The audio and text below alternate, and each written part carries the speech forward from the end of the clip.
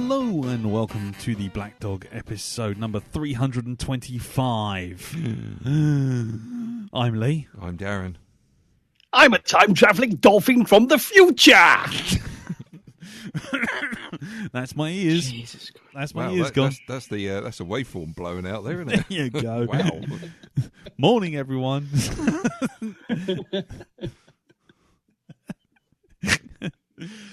Oh, God. Right. Well, that's my earwax problem solved as well, so that's good. Thank you very much there, Jim. And Elton? I don't care. Yes, hello there. So, welcome to episode 325, the first of our Netflix roulette episodes. And, yeah, you can probably tell there from there that Jim's a bit demob happy, actually. He's not in next week, so... No, hurrah! That's it. 4 sugars in the tea. Fall of civilization. Hooray! He's got 4 sugars in his tea. He's got sombrero on his hat. He's off. Hawaiian shirt on. Yeah. Una paloma. So anyway, so welcome to the episode. We are going to have a bit of a chat, see how everyone's week's been, and then we are going to move on to our first of the Netflix roulette, which is SpongeBob Squarepants, a sponge out of water. Yes. Jesus Christ. Is this actually happening? Yeah, I'm afraid it is. Yeah, it's happened.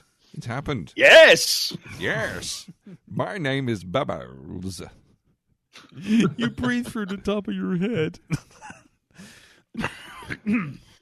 Anyway, yeah. So before we get to multi-dimensional toilet waiting dolphins and the like, let's just find out how everyone's week's been, and we'll start with you, Jim. How's your week, sir? It's been a bit frantic as obviously I'm going away on a holiday. That means much needs to be done. Encountering that famous holiday paradox. Yep. That, if it's a hot week and you're at home, you'll probably just wear the same pair of shorts and the same scraggy t-shirt and be more than happy. You're going away on holiday, suddenly you feel the need to go into your wardrobe and get out shirts you never normally wear and think, should I take these? Yeah. Yeah, that's right. Not to mention then checking all the latest security restrictions of, can I take a nail file? Yeah. Is that allowed? Oh, am I going to get shot for carrying an extra 100 ml of toothpaste through customs? Exactly. It's ridiculous, isn't it? Sometimes I think, no, I'll just risk being blown up, just... I wish I'd been younger and flown in the golden days of travel where people were getting onto planes, rattling with duty-free bottles, Capstan full-strength fags in every orifice, and coming home with mock replica bullfighting spears and swords made out of Toledo steel. And security was a rather bored Spanish security just waving you through. Them's were the days. Yeah. I was going to say that sounds like the last holiday that I went with my parents to Ibiza, and we came back with a musket like 65,000 a box of 65,000 players, full strength cigarettes, and a small sort of daggery type thing for finishing off a bull, but it was ornate, and my dad got it for my brother, who was 2 years younger than me, so he would have been 8. You got through sword. Fantastic. Perfect gift. Perfect gift for an 8-year-old. It was a simpler, safer age back then when you were giving daggers to the under-10s. Yeah, while smoking on the plane. Yep. Nice. But yes, other than that, though, after last week's marathon podcast, yes, Wednesday morning I got up and I thought, I am absolutely good for 2 things. Nothing and fuck all. I'm going to cinema. And so I went to see Spider-Man Homecoming. Nice. Which I think we're all going to get onto later, are we not? I think we are. So that's pretty much my week then. Okay, cool. Well, because obviously we might start on Spider-Man, but I mean, overall, what did you think of it? I really, really enjoyed it.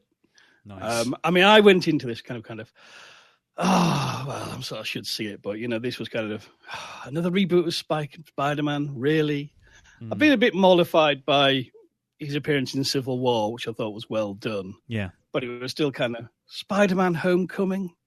Yeah, Guys, that doesn't sound like a good title. This sounds like this hasn't been thought through. And so I had no expectations, but it's kind of, I've seen the rest, I'll see this one. And very quickly, completely won over. And I came out of it thinking, that was good. Awesome. Really, really enjoyed that. That was heaps of fun. And a very good addition to the Marvel Cinematic Universe. Yeah, excellent. Has he just vanished? Has he just vanished? No, Jim. Oh, I'm still here. Oh, right, okay, fine. Sorry, I had a moment where it all went quiet, and I was like, "Oh no." Yeah, he's having a sip of tea. Oh, right, sorry, sorry. I thought you went into insta kill. But anyway, right, okay, brilliant. Well, we'll get back to Spider-Man in a little while, but what about you, Elton? How's your week been, sir? Yeah, it's not been too bad, actually.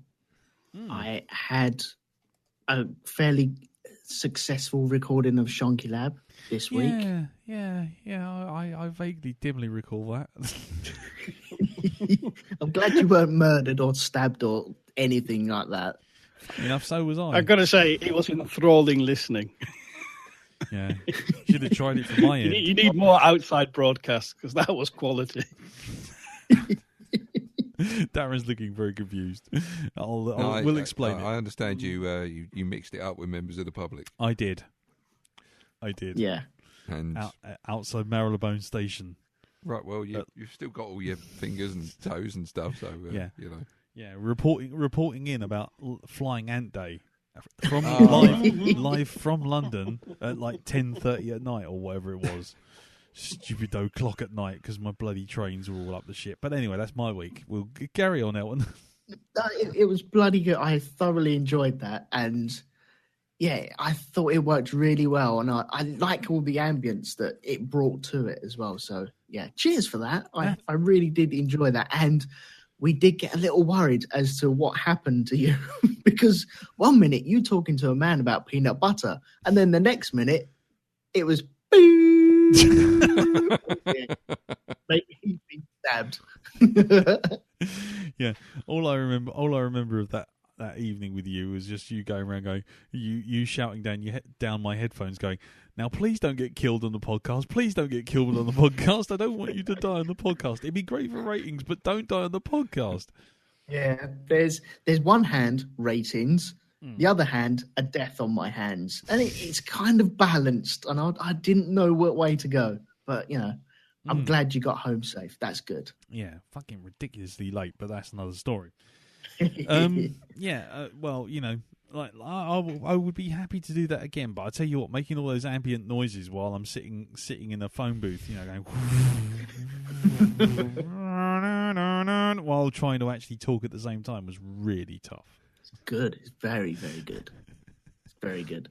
Apart from that, I sat down with Jacob and Amanda because Kimmy was away on a school trip for the whole weekend. Hooray! And so I decided it's time that I wanted to show Jacob The Sixth Sense. Right. And he hadn't been spoiled, and it's one of them films where if you ruin it, it is ruined forever. Yes. Yeah. And if you work it out, then that's it. It's not enjoyable. But I felt, no, okay, we'll sit down, we'll see how it goes. And he didn't get spoiled by it. He worked it out towards the very end as to what was going on. And the joy and even the tingling sensation down my spine of, I can hear him working it out. And then all of a sudden, and I'm like, yes, there we go. So I had the immense satisfaction of hearing him work it out right in front of me. And it was like me enjoying the film again. You took his surprise cherry. You took his twist Yeah, cherry. kind of. Yeah. No, I don't mean anything. Just going to sidestep that. Yeah, after last week's push and pulls with the shunting and everything, I think we probably should. But yeah, it was as if I was rewatching it again because I've seen it before. I know what's going on. I know what to look for, and yet sat there with someone who hasn't seen it just proves, yeah, maybe we shouldn't spoil everything for everyone. Yeah. Maybe leave a couple of films out there for people to actually enjoy, and just don't assume that everyone knows he's really a ghost. Know about it. Don't post on groups or private chats about certain films. I don't know. It's okay. Went completely over his head. He didn't hear that at all, did he? I didn't hear anything, no. That's fine. Don't worry. I'm going to get lynched when this goes on there. There is a nice parody on Spaced, a series called Spaced, about Sixth Sense. It's where you've got Mike and Simon Pegg's character sitting in the van, and Mike goes, "Somebody's been run over. We hit somebody." And Simon Pegg's like, "How'd you know? She's standing right by the side." And it's like, "You fucking idiots!" Which is also like the Adam Buxton episode of the IT Crowd, which is a piss take of the ring. God, yes, that is absolutely brilliant. Bastard. Anyway, right, cool. So, anything else, sir? No, unless you want to do some housekeeping in a minute, I suppose. But no, that's it. Oh, what announcements and whatnot? Yeah, I suppose. Yeah, I thought I'd remind you now. Oh, that's good. That's good. We'll do that before we go to the actual film. Yes, because everyone will stop listening by the time we get to the actual film. I suspect. So, what about you, Mr. Barnard? How's your week been, sir? Oh, this is. I've had this week has been the trifecta of broke. Yeah. Okay. I've got a broke Xbox controller. I've got a broke iPod player. Thingy. I've got old now, and I've got a broken fucking tooth. So, yeah. How did you do that then? I don't know, but it was as if somebody had put a cube of sand at the back of my mouth, and as I bit down, I could feel something crumbling, and it was my tooth at the back there. So it's not very big, but I'm pretty sure it's gone down to the nerve part of it. It's only a little bit. There's a hole in the top of it. So it's like cold drinks and they're really cold. Yeah. So I'm getting that sorted on Friday. It's well documented my dislike of teeth talk. Yeah, and I'll probably have a good story for you next week. No, you won't. No, you won't. Involving drills and shit. No, you won't. Tra-la-la-la-la. Your microphone is going down now. The joy of being able to control the volume on you at this point is very good. I'm sure it is. I can't hear you. I can't hear a word you're saying. But apart from that, yes. And I do have. I've found out now, just in case anybody else has got an Xbox controllers, if you find that these shoulder buttons on the Xbox, those things, the bridge part between those two holding them onto the controller is snapped. So every once in a while they come out of their housing from the side, and it gets, if you're playing and it's really quite a frantic game, it can really put a spanner in the works. Yes. But I found out that on Amazon they actually do replacements for those, so you can buy them for about $5. Oh. And have them sent. So I've got one turning up. Was it 11 quid? It's got a screwdriver. It's got proper screwdriver. In fact, it's the full kit for the entire case. It's got spares for everything. So $11.99 Amazon. There you go for your Xbox One controller. Get replacements for all of that. So that's sorted. And you can get that on Prime as well. So it's turned up on Thursday for me. Excellent. So it's all good. So yes, I haven't got to buy a new controller. Just take the folder apart. Always handy. Put it all together. Especially since they cost about 50 quid. Oh, they're ridiculous. Stupid prices. Absolutely ridiculous. Yeah. But let's see, what else have I done? Again, no, I've not been running away from people chasing me in cars or anything like that, which will become more clear a little bit later on. Yeah. What else? What else did we do this week? Oh, I went to see 2 films this week. I went to see Spider-Man: Homecoming, which we'll get to in a minute. Indeed, and also Baby Driver. Okay. So I think Jim talked about it last week because you've seen it as well. So we'll save it until the end. Oh right, yeah, okay. we'll save it to yours. I'll just bundle it all on me. Well, might as well because we're going to talk about it anyway. Okay, fair enough. As far as I'm concerned, Spider-Man: Homecoming is my favourite incarnation of the movie Spider-Man. That's it. I think the guy's got the balance just right. Excellent. And all of them are coming back for the second one, including director.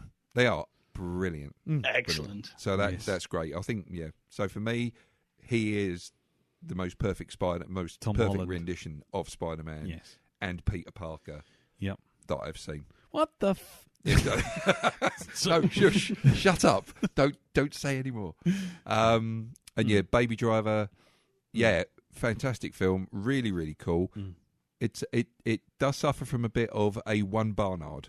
Yeah, so it's probably right in the middle, if I'm not mistaken. No, it's at the end. Maybe it's because the end is padded out or the middle is padded out, but it just seemed as though it was a little bit clinging on by its fingernails by the end of it. Yeah. But no, the soundtrack is absolutely fantastic. I've checked out the actual album online to see how I thought this has got to be a 2-disc job, surely, and it is. It's 30 tracks. Yeah, 35, and it's including some bonus stuff on there as well. But 30 bloody tracks. Fantastic. So I'll be copping hold of that at some point. Mm-hmm. So so there was that. Cool. And also on the video games front, I managed to get hold of Shadow of Mordor. Oh, on the free play days thing. No, you can actually buy it for £5, and it's the Game of the Year edition at the moment on the Xbox. Yeah, on Xbox One. So I've got hold of that. Nice. Or should I say, the Shadow of Batman at Mordor via Arkham Asylum, because it's got exactly the same combat system in it. Isn't it the same team who It made might it? very well be, but it's got every time somebody comes up from behind to attack you, you've got the yellow. You see the Y appear, and you can keep that shit up. Yeah. For ages, right? Yeah. I got, one mission where I got to every mission there are certain missions you go to where it talks about the legend of your character. And this one was called In the Pit. And basically it's your character gets dropped into a fighting pit and you have to fend off a Fighting pit. Fighting pit. Sorry. Fighting pit. You're very different, Lord of the Rings. You see that bunch of orcs coming at you. It may very well be that. Yeah. But you have to fend off 50 orcs in this very small pit. Yeah. And it is just, I'm not joking, I can tip over a truck with this thumb now, right? Because that's how... So you beat them all off by hand? Yeah, indeed. I did, yeah. Yeah, he's gone full Presidio Sean Connery. Yes. I'm going to take it out with this one. With this thumb. There you go. So, but actually, I can see the appeal of the game. I really can. I see why it's been so popular. Yeah. Have you got into any sort of like nemesis modes yet with orcs who you've met before but now becoming stronger because you've left them behind? There's these 2 shitheads that I'm going to kill, and they keep talking to me about the fact I keep killing you and you keep coming back. You must love it. And it's like, fuck you, you shithead. So, and these ones keep turning up. They're randomly walking them out, and they just keep turning up when I don't want them to turn up. And there's 2 kind of boss orcs that travel together. Basically, for those of you who don't know, because I've seen this, basically if you there's certain orcs that if you don't kill them or you do them a large amount of damage, what it is, if you they become like a nemesis. Yeah, the way it works is if you get killed because your character is cursed to have this elf wraith as a sort of like a split personality. And he gives you certain abilities. And he's helping you to track down these certain individuals to stop the Dark Lord from coming back again. Yeah. But what happens is, because you can't die, you just keep reforming. And this is part of your character. You are the ever-living. Yeah. They're called. Every time you get killed by an orc, that orc goes up in rank. And he stands over your body and goes, well, looks like the bosses won't be able to ignore me much longer when I become a captain.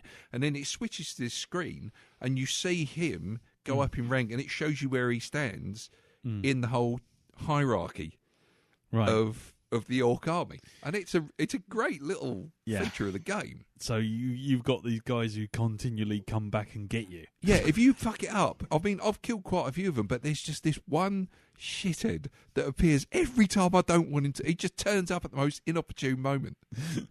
Nice. And it's just like, you're wanting to put this sword move on him, but no. First time he shows up the first time he shows up in that battle, you actually go to do a sword clash with him, and you're literally face to face, and then it gives out an animation, and you're like, fucking hurry up, I just want to hit him with a Wraith Blast. And what that does is that kind of stops it, makes him stagger back a bit. Yeah. And then you hit him with like a flurry of like 10 blows at a time. You just see your character go completely fucking mental. Yeah.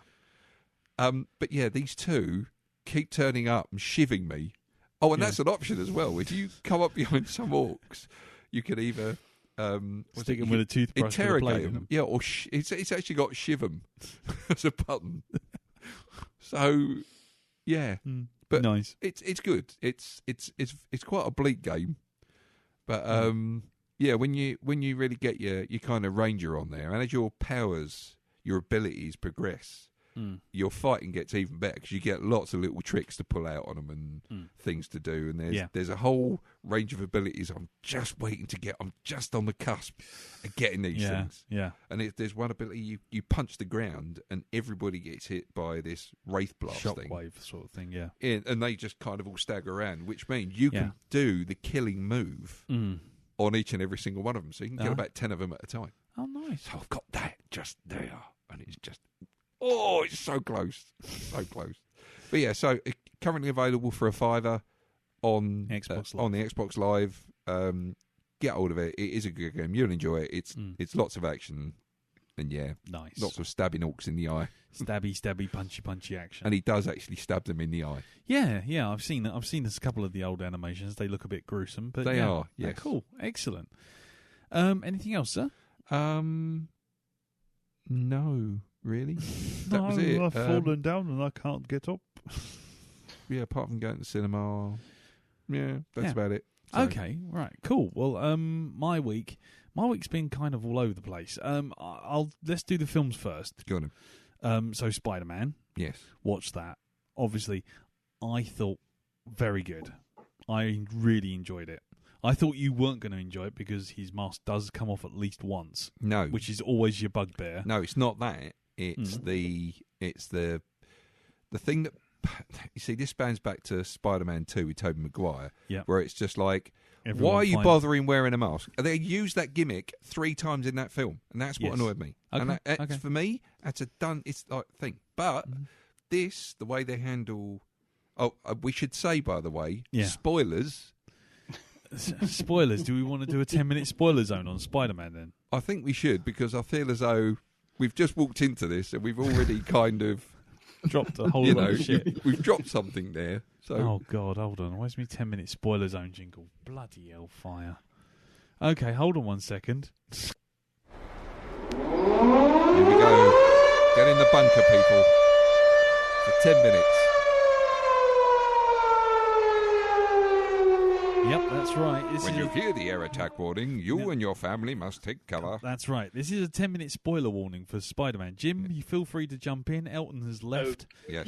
And basically, anyone, if you haven't seen Spider-Man yet, just hang up exactly 10 minutes. We will be back, and there will be no more spoilers for Spider-Man. Wasting time. Okay, 10 minutes is going. So I really liked it. I really liked the twists. I'm not going to go into the twists because even if it is a spoiler, I don't want people stumbling over this by accident. No. But the twist was a real out of left field. I should have seen it coming, but I was enjoying the rest too much that when it happens and then we have the moment in the car and I was sitting there with Katie going, oh my God. Yeah, but it's before that as well. And it's just like, yeah. Oh shit. No, but the penny drop moment in the car when you can see the penny drop, it's like, oh no, oh fuck, no, it's all going to go wrong. And it was just like, that was lovely.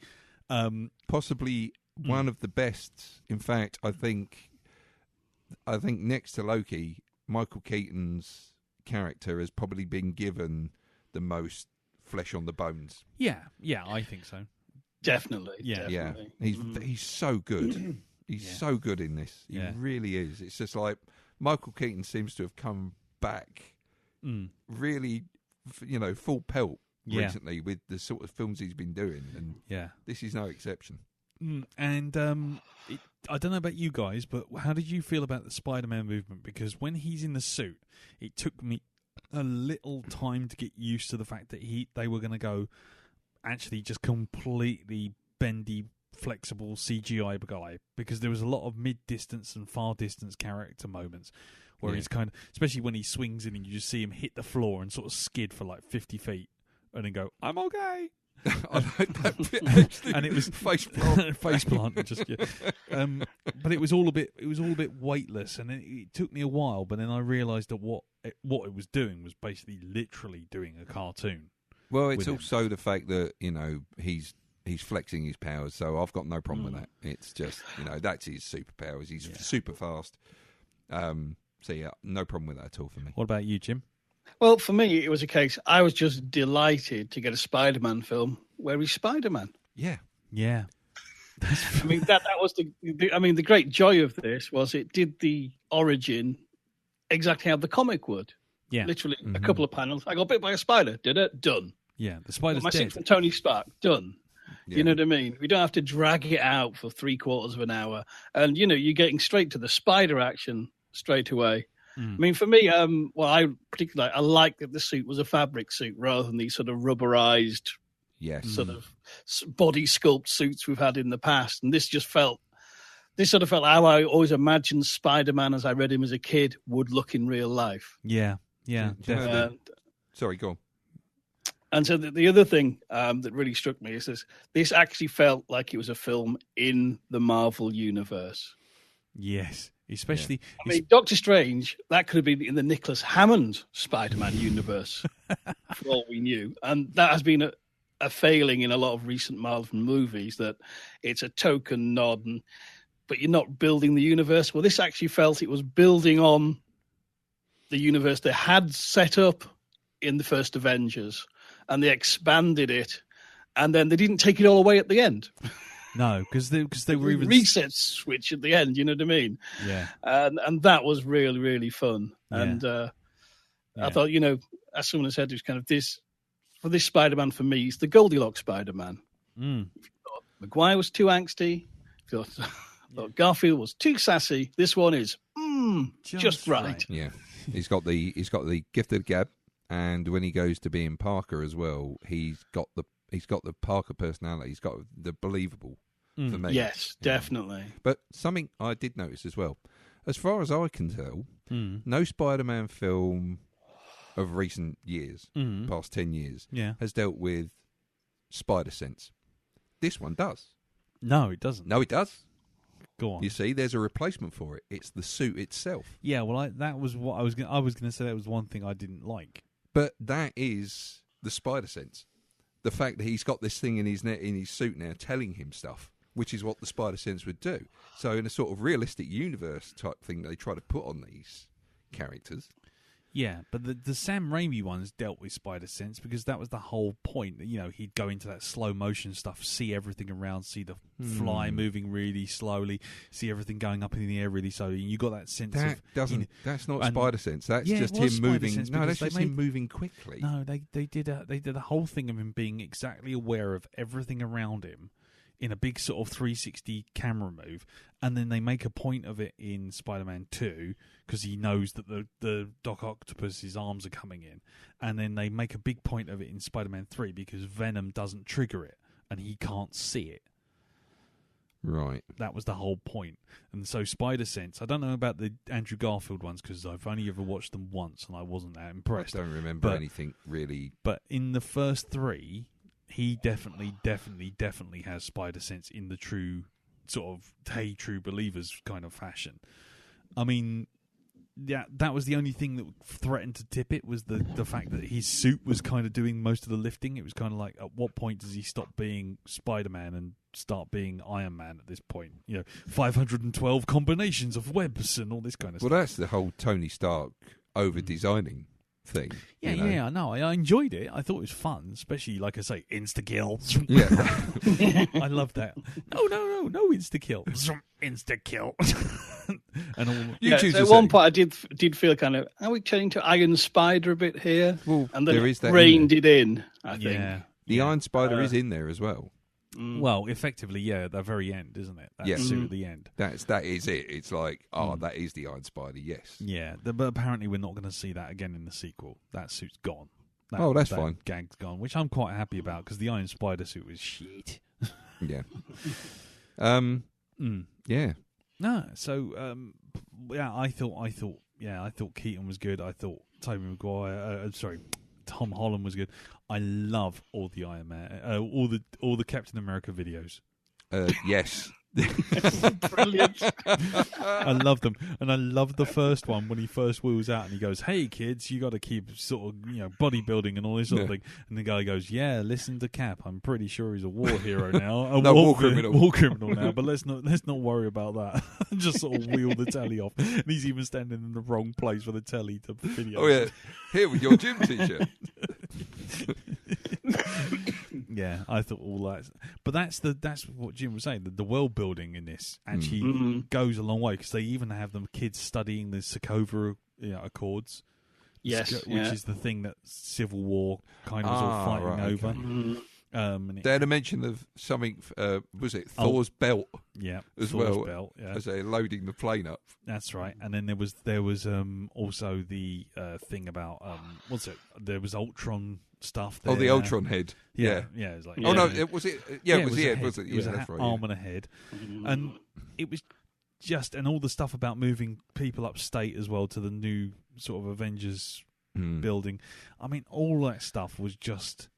That was all just filling in the gaps between all the other films, and yet it didn't feel like it was encroaching. It was just kind of adding a little sort of like a little sprinkle of spice over the top. Well, it was little touches like in the early scenes with the gang of bank robbers that they had, like Adventures masks bought from like a toy shop. Yeah, that was like a nice touch. To actually, yes, we're in a world where all these things are real. Yeah, and it's not just a brief mention, but not say too much in case we have to pay some rights money kind of approach. You mean the Agents of S.H.I.E.L.D.?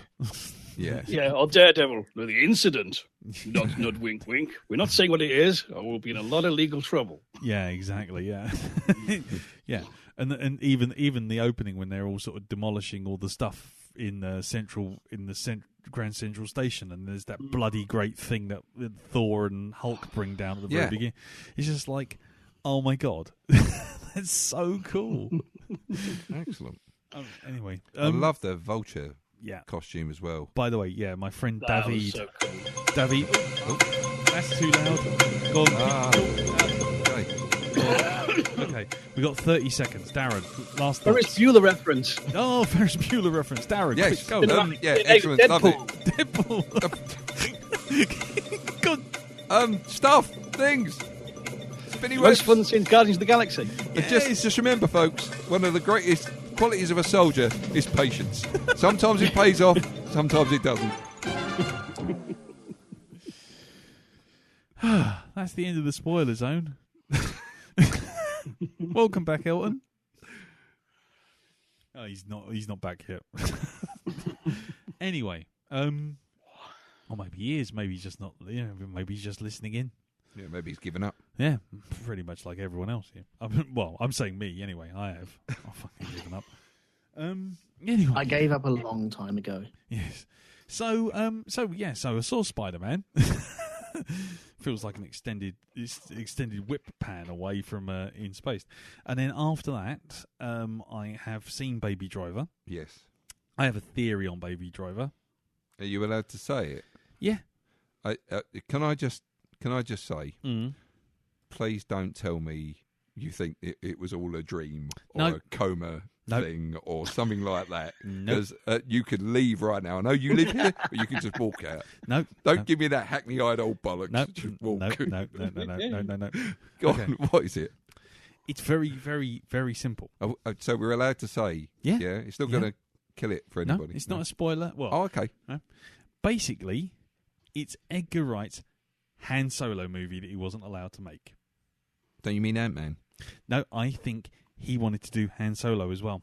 You think? Oh, right. And I think he couldn't do it. And I think this is it. Right down to the fact that if you look at his jacket, it's a black waistcoat with white arms. Yeah. Right? Well, it's one of those varsity jackets. Yeah. Isn't But, it? Yeah. but you look at it. You look at it in the pictures. That was a definite. I picked up that was a Han Solo nod, definitely. Yeah. Secondly, how this is a very, very, very, very, very, very, very, very, very minor spoiler. But what is his job? Whose job? What? Baby's job. Who's a driver? Carrying cargo for Mr. Big. Oh, I see. So you think basically there's the whole link with him dropping all these... Dropping his cargo after dropping his cargo, working for Mr. Big, always in debt. Then when it all goes wrong, the guy hires other guys to go after him, and on top of that, he just wants to go straight, but he just can't. And I just think it's the love of a good woman that sends him straight. I think it's Han Solo. I think Baby is Han Solo. He's a bloody good pilot. Yeah. He drops his cargo, which gets him in trouble, and with Mr. Big, and he's in with Mr. Big, and with the big criminal. So right. yeah, and he pulls a couple of moves in that car, which are very Falcon-esque, especially at the beginning when he kind of does the whole forward, spin it round, drive backwards, spin it round, and carry on going forward again. I was watching it and I just thought, put some Star Wars music over that instead of the fucking bell bottoms, and just give it a bit of the old. I thought it was an unofficial Han Solo film. You think so? Yeah, pretty much. Well, I do know this is one of his older scripts. Yep. He's been trying to make it for years. Yeah. There's kind of like a preview / trailer / I don't know, rough draft in miniature of this movie. Yeah, wasn't it a pop video for Blue Tones or something? No, Mint Royale. Mint Royale, sorry. Mint Royale blues song with Noel Fielding. Yeah. Yeah, so cool. I mean, I just, like I say, I don't know. Maybe I was just too focused on the coat and the way that Baby looked as well, because he did look. He had a bit of the old young Harrison Fords about him as well, and I just thought I picked up on his outfit. I thought Han Solo. Yeah, well, and it would make, if you put it in space, it would make a great young Han Solo movie. Exactly. How does he get away from the huts and his job and become an independent trader, so to speak? I mean, yeah, I just think... Chewbacca, you plonker. Yeah, Chewbacca, you plonker. But anyway, so I really enjoyed it. I thought the middle act was a bit slow compared to the brilliant choreography of the first half. The first 45 minutes of that film is cut glass, perfect, just so much stuff going on there. You just go, wow. And right, including Michael Myers masks, but I just thought it was brilliant. Once it gets to the love interest, once it gets to the love section, it doesn't spend enough time fleshing it out, and when it does, it doesn't seem to feel right. So to me, that didn't quite work, and it only really pays off in the last third. So, Really? Yeah, well, in terms of like, he's just kind of he isn't really saying an awful lot, and she's doing all the talking, and he's just kind of mumbling around, and it kind of didn't feel like he earned it, and it didn't feel like I couldn't see what she would see in him. And then finally, it was just like she just became like the Deborah became the sort of the point of conflict once the bad guys got involved. Because I thought that the actual chemistry between those two was fantastic. Once it got going, they were brilliant. They're very believable. Yeah, but all that bit, sort of just mumbling around in the bloody laundrette and all that kind of stuff, and all that scene, and talking about Deborah the song and all this kind of thing, just didn't go anywhere for me. It didn't. No, I mean, I'm not knocking it. I'm just saying it didn't work for me. And so then it felt like the film just kind of, after that awesome choreography, especially all the stuff with the detail in the background matching the songs and all the fighting, especially the final third when even the gunshots are in time with the music, and it was just like that's just amazing. But then you feel that the two ends are too well done, that the middle bit feels by comparison a bit slow. So anyway, yeah, but I would not dissuade anyone from seeing it. I think it's a really good film, a good, enjoyable film. Okay, I don't think this is a spoiler at all, but there is a going to get coffee scene that is just like a dance routine. Yeah. The whole thing, him navigating to the coffee shop. Brilliant. Love it. Well, the thing is, I think I've thought about it. This film is kind of like a stealth musical. Yeah, Without a doubt. I think the characterizations are slight, but when you sort of see it through the lens of a musical, and you have the sort of the tunes to tell the story more than say dialogue. Yeah, it sort of makes a bit more sense. But I know it does take its foot off the pedal in the middle. Yeah, definitely. Yeah, but But then again, it does ramp up again for the. Yeah, okay. For the final end. Yeah. John Hamm, the Terminator, for fuck's sake. But anyway. John Hamm is so good in this. In fact, it's got Jamie Foxx as well as Bat. Oh, cast. Yeah. I mean, I really liked Kevin Spacey. He had that right amount of sinister. Fuck-offery. And how his story, how it goes. I even liked the I even like the way it ends up with him. Yeah. The way it goes with him and that. Sod it. That is okay. Yeah. That is just brilliant. I really liked it. I really liked his character. Cool. Okay, moving on from Baby Driver because we are running a little long on this bit. But my rest of my week. Yep. Just to sum up, I went to Oxford. You went to Oxford? I went to Oxford. Okay. For work. Was it open? Yeah, it was. Oh, it was. There we go. Yeah, went there for a to do presentation. Me and Rob the Chief. Yes. We were out there in Oxford in the Blavatnik building, which is a part of the Oxford University, and it's a part of a corporate thing that we were doing. And so we're standing there like weird booth babes, looking like bouncers, all in black, and showing off loads of tech. Kind of tech demos and videos and what have you, and we're standing there like this for these clients.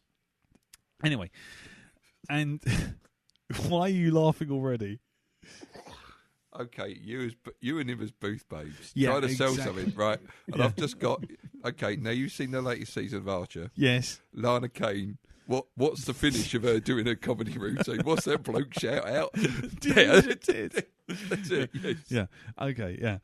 Well, I won't post up the pictures of us standing there looking like trying to do Boondock Saints, which is just shit. But no, the thing was, we were doing all this, and then every now and again, like clients or potential clients would walk up to the table, or partners would come along and go, "Oh yes, this person here, come and have a look," and Matt, show them something wonderful, or Rob, show them something marvelous, or Lee, come and have a look at it, show this person this stuff, and then they walk off and leave the clients with us. Mm-hmm. Me, no engineering experience, so I haven't got a fucking clue. Anyway, so I'm standing there, and one client comes up, and he looks like he should be on the roof of an old West building going, no, God damn it, the sheriff is a nippon. And I walk up to him because one of the partners goes, there's a guy looking at your stuff, go check it, go intercept kind of thing. Yeah. So Rob doesn't move, and I'm like, okay, fine, I'm going, go there. And I start talking to this guy, and he goes, "Oh yes, this is a fantastic space, isn't it?" And this place looks like, inside, it looks like fucking Logan's Run. It's like really? Sanctuary. You almost expect to see sort of Peter Ustinov and 1,000 kids standing at the top, or people basically going up and going, "Renew." And so he's going, a fantastic space, isn't it? I hear an old rumour of this building.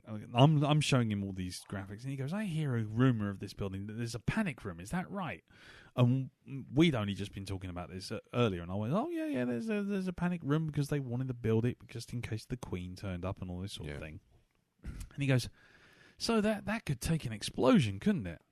I'm like, yeah, I think that was the whole point. He goes, this is quite a wide space, isn't it? And I'm like, yeah, it is. He goes, probably take an awful lot of explosives to blow this whole place to pieces, wouldn't it? I'm like, You're like, yeah. And then he pulls out a notepad, writes something down and goes, I'll be seeing you. yeah. Turns around and walks off. Yeah, he's just leaving something underneath the desk. He goes, like, what do you need? 50, 60 pounds of Semtex? No.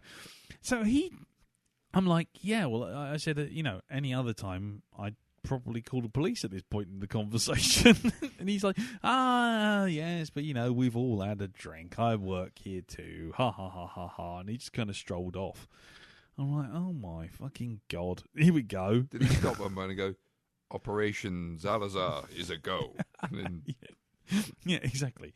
End of the line. Click. Killed him. So he wanders off. Anyway, all goes quiet. They all go in for another lecture. So there's me and Rob and Matt and these two ladies doing all the canapes and what have you over one side. And anyway, cut to a little bit further along. And we're all standing there again. They've all come out of this lecture and we're all standing there. Another guy comes over. My turn again, because Rob got hold of a guy who looked like he had another head growing out of his forehead. He had a mole that was like this big fat moly. He looked like you could have think drawn. he might be listening to this podcast. No, he probably won't. Rob will. Rob will. He won't. He's already set. He's got his head in his hand, What are you just doing? looking through his fingers at the moment. Yeah, but hi Rob. Yeah, enjoy your bus ride. Anyway, but this other guy comes over and he's got no command of English whatsoever, or a very little command of English. Okay. And he comes over and he's standing there and he's looking at all these graphics and then he looks at me and he goes, "Smoke." So I'm like, oh yeah. Look, if you look at this 3D layout that we've done and you press this button, it shows you all the smoke vents and everything into this building. He goes, fire. I'm like, yeah. Look, you can got the fire safety refuge places. Look, you can click on this thing and it shows you where they all are. He goes, the smoke area, and I'm like, yeah. Well, you see the area right through there. I can see where this is going. Anyway, 20 minutes this was going on. Fucking me translating smoke, fire, area, space, graphics, picture, room, all these things. It was like fucking Pictionary. Eventually, I worked out he isn't even part of the presentation. He just wants to know where he can go for a fag. Yep. So that was kind of that was it. It was like I'm sitting there just thinking, what am I doing with my life?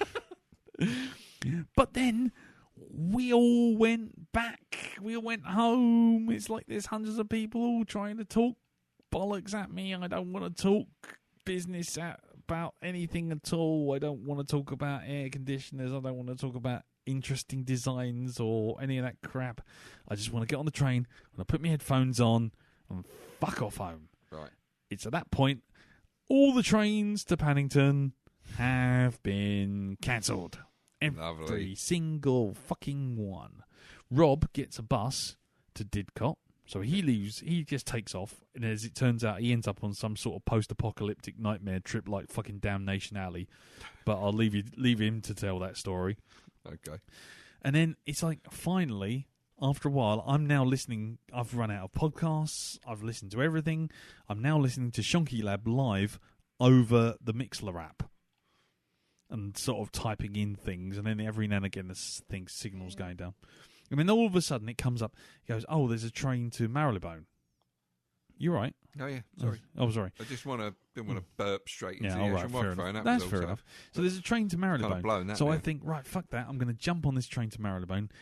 Unfortunately, everyone jumps on this train to Marylebone, so now I'm trapped in corporate hell.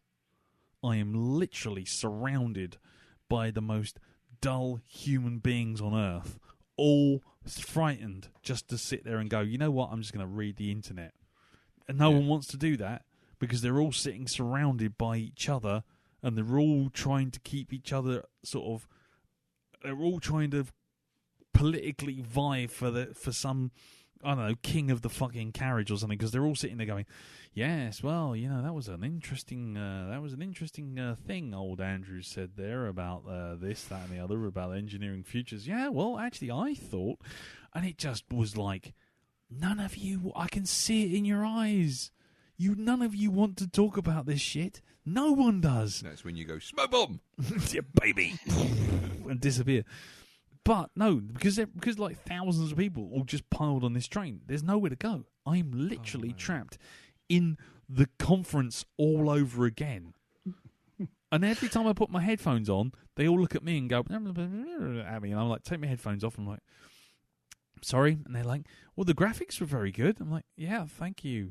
And then I tell the story about the guy looking for a fag, and then I talk about the other guy who wants to blow the place up. And then I put my headphones on again, and they go, and I take my headphones off. So what did you make the software in? Yes, I made it in Maya. Yes, I did. Oh, no, not that bit. That bit was Rob's. No, not that bit. That bit was Matt. He made that in Unity. He made that. And it's just like, after about 2 fucking hours of this, because this bloody train is a stopping service, I am now turning around and I literally was just looking at them going, I'm not taking my headphones off. I've got my headphones on. I'm taking text messages. But they're all just still talking about a conference that only lasted 2 fucking hours. And it was just like, there is nothing left to talk about. Right, well, those are the headphones you were using. Yes. Right, okay. Now, I notice you've got a little square thing. Yes. So yes. what you do next time is, you get creative and you go, sorry, can't talk. I'm actually on a call at the moment. Yeah. And then you just sit there mumbling into the square thing you've got there, and they'll leave you the fuck alone. Well, funny enough, that's what ended up happening, because I ended up being on a phone call to two idiots asking homeless people about peanut butter. Because then what happens is I got all the way to bloody Marylebone after being corporated out, and I went out into the street, and there's Lee Harvey on my headphones saying to me, go speak to someone, ask them if they like 10th Day. And then there's Elton going, yeah, go on in. Actually, no, don't do that. I don't want you to die live on a podcast. And I actually talked to a lady, or I tried to. Yeah. We're crossing across the zebra crossing. I go up to her, and she looks at me, and I said, excuse me, I'm just asking for a friend. What do you think of Ant Day? And she just gave me the look that essentially just said, fuck off. Fuck off. And then she wandered off. And then I went down and I was going to ask some people at the bus stop. And then what happened was Elton said no. And then I walked around the corner and I found there's an actual shop. Roger Federer's coffee machine shop. And then we found... Roger Federer's coffee machine... What? Yeah. Roger Federer does coffee machines now. Yeah, he does. Part-time. Yeah, it's called Junie or June. What was it called, Elton? It was called something like June. I don't remember. And you can't remember, motherfucker! I nearly died out there. Stupid fucking on the podcast. Front line. Yeah.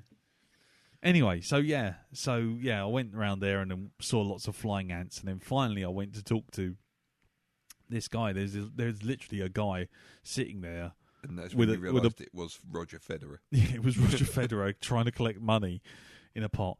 No, and then basically I thought, well, you know what? In for a penny, in for a pound. I am going to ask him, because he's watched me walk past at least twice. Yep. And I went over to ask him. I said, what peanut butter do you prefer? Because that's what these guys were asking. And I just got the word crunchy out, and my phone basically died. and so, cut to Elton. Elton finished the story off. Well, I was left stunned because I thought he'd been stabbed. Well, did you only hear him say, excuse me, what kind of peanut butter do you like? And then, it went, I heard him ask a question, and you could hear crunchy, and then it just cut.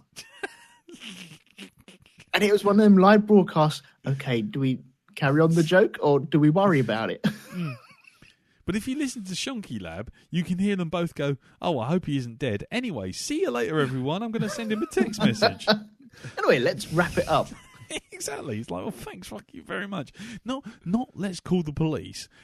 We've got a perfectly great, we know to the very corner, we know he's at the corner of Madame Two Swords. None of that. Call him and help him out. No, not that. We have to finish the podcast off, say goodbye to Doreen on the bloody Mixler, and then fucking piss off. It's like, it's a format. It's a format. I could have been dead in the street with a cup up my arse. The important thing is that we wrapped it up in a sincere way. Yeah. Yeah, the last thing on my head. I think they made the gag. The last thing that would be on my headstone would be smooth or crunchy. Yeah, that'll be the obituary that I had to write. Yeah. His last words were Smooth or crunchy. We got the answer crunchy, and then the phone went dead. And they found him with 3 jars of sun patch shoved up his arse. Anyway, if you want to hear more of that, go to the Shonky Lab. That was my week. Shall we move on to this week's film then? Yeah, let's do it. Let's do that. Are you ready, kids? Aye, aye, Captain! I can't hear you. Aye, aye, Captain! Oh! Who lives in a pineapple under the sea? SpongeBob Squarepants! Absorbent and yellow and porous is he. SpongeBob Squarepants! If nautical nonsense be something you wish, SpongeBob Squarepants! then drop on the deck and flop like a fish. SpongeBob Squarepants! Ready? SpongeBob SquarePants, SpongeBob SquarePants, SpongeBob SquarePants, SpongeBob SquarePants.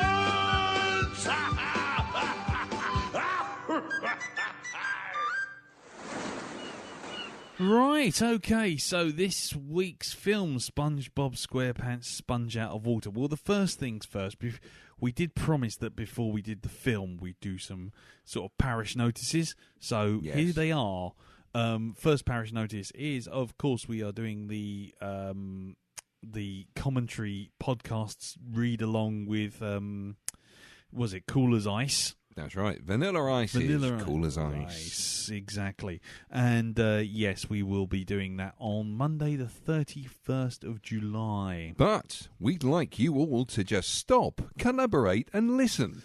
And Yes, by that Darren. we mean give money to charity. Yes, that's what we mean. Honestly, Gov. The Just Giving page. Sorry, I'm trying to find it now. He said trying to be as quick as he could, but he's made a complete and utter fucking cock up of it. There we go. Yes, so if you go to justgiving.com/fundraising/blackdog-cool-as-ice. Wow. Or if you just look for my name on there, you'll find it. Yes, and if you'd like to donate some money, then that would be great. At the moment, we've raised £192, which is bloody amazing. Don't forget the Already. 49 pence. Oh, and 49 pence. Most important. So yeah, and this is for the dispossessed of the Grenfell fire. So if you'd like to donate to that, obviously, like I say, justgiving.com/fundraising/blackdog-cool-as-ice. And the other thing, obviously, is the shindig. Yes, we are getting close to the shindig now, or at least we can see it way away and a quarter of a year away from us. Right, I can just straining my eyes. I can just Yes. see it there. It's on right there, on the horizon. So that's September the 9th. Yep. Saturday, September the 9th. Nellie Dean Pub in Dean Street, just off of Soho, nearest tube station, Tottenham Court Road. Starts at about 6, I believe is the case. It is. Yes. We're upstairs, and yes, just come and see us. We'll be at the pub. If you want any more details, send a message to me on Facebook, or if you want, just look up the events page on the Black Dog Podcast group, which is facebook.com/groups/the Black Dog Podcast. And there's, under the events tab in September, there is all the stuff there. We will be there. Drink will be flowing. And the pies are good there too. Oh, and the pies pies are are good. lovely. The pies are superb. So it is food capable as well. And Oh, the very sausage good. rolls as well. Sausage, Lovely we sausage tried rolls. sausage rolls, didn't we, last Yeah, year? indeed. They were That's right. lovely. They were very good. So, yes. So, do let us know if you're coming. If you're not, then fine. If you are, then great. And like I say, don't expect anything other than just meeting some like-minded individuals in the pub. Yes. 'Cause that's what the shindig's all about. And if you get there and you sit down and then you suddenly find there are 4 people just staring at you, that's us Yes. being socially awkward. Of course, if you are downstairs and 4 people are staring at you, that's not us. Yeah. That's just Mad Ron. Especially one of them shouting about cheese. Then that's definitely not us. Just don't. Yeah. Just don't. And don't. If anyone comes up and asks you about peanut butter, don't give an answer either. Right. Anyway, so that's that. So let's move on. Now, also, one last parish notice, which is linked to this very event that we're doing right now, which is Netflix Roulette. This has been raised by by Fiendish Dr. Will. And Fiendish Dr. Will said, and I quote, and he says, trying to find it because he's clicked on the wrong bloody post. Doodle-doo-doo-doo-doo. Yep. Right. Craig Jarvis has posted up a picture, and I posted up a picture, and I went looking, and basically Will Catlin Hallett writes the following. Didn't get round to feedback, sadly, but I will say this. When I put in S into the search in Netflix, SpongeBob doesn't even appear. So either That's we because you're doing it on a computer and I'm doing it on a mobile phone. Hold on. That looks nothing Hold like on, the page hold I on, looked hold at. on, hold on, No, I'm not going to You take the just fuck for tried any of that. this You got to shit. listen. Bollocks. Listen to Fuck this shit. Listen. No way. Innocent until proven guilty. Hold on. No Hold on. way. When no, I no, put no, S no. into the search in Netflix, SpongeBob doesn't even appear. So either we need to do a peer review of Darren's selection process, or we need to question what it is in his Netflix history that would make SpongeBob appear so prominently. It doesn't appear so prominently. I'll get To one SpongeBob film. To which I replied, it's worth noting that Darren was using the app on the phone. See? Yeah. And that we were skipping TV shows. If I find out he's fucking rigged this thing, though, and Jack and Jill was not my pick, by jingo, there'll be a reckoning. No, Anyway. I didn't. Oh, I counted the TV shows at the time. I just counted the things. So, anyway. Then Elton goes, Darren. And then I post, after checking, that, hang on, I tried this and didn't get SpongeBob either. What can I say? I got it on that. You saw it. I showed you the picture. That was it. J'accuse. No. You said it, Mr. Owl. No. That was it. That's what it said at the time. The gods of Netflix told us we must watch SpongeBob SquarePants. I couldn't believe the selection he came up with. So, I'm just as surprised as everyone else. Yeah? Yeah. But no, fuck that bullshit. I'm not taking the fall for this one. Fuck off, everyone. And when you've finished fucking off, you can fucking go away and fuck off some more. Okay. Yeah, like that. Yeah. See, Craig's done a photo of TVs and films based on S, and SpongeBob SquarePants appears, but it's not the film. It's the TV show. Right, okay. Can you now press S on Netflix Let's in have front a look. of me while I'm looking I at showed it? you this last... I've Yeah, got to I have a know. look now, I know. but I showed you this last week. I mean, I hate to be the bearer of bad news, but you may have nobbled us, mate. and you may... We are innocent until proven guilty, which is fine. But please press S I've pressed on S. Netflix. Show me. I can see the SpongeBob SquarePants series. Where's the film? Doesn't show the film. But it was on Netflix anyway. So. Oh, man. Please redirect all flaming bags of shit to Darren Barnard.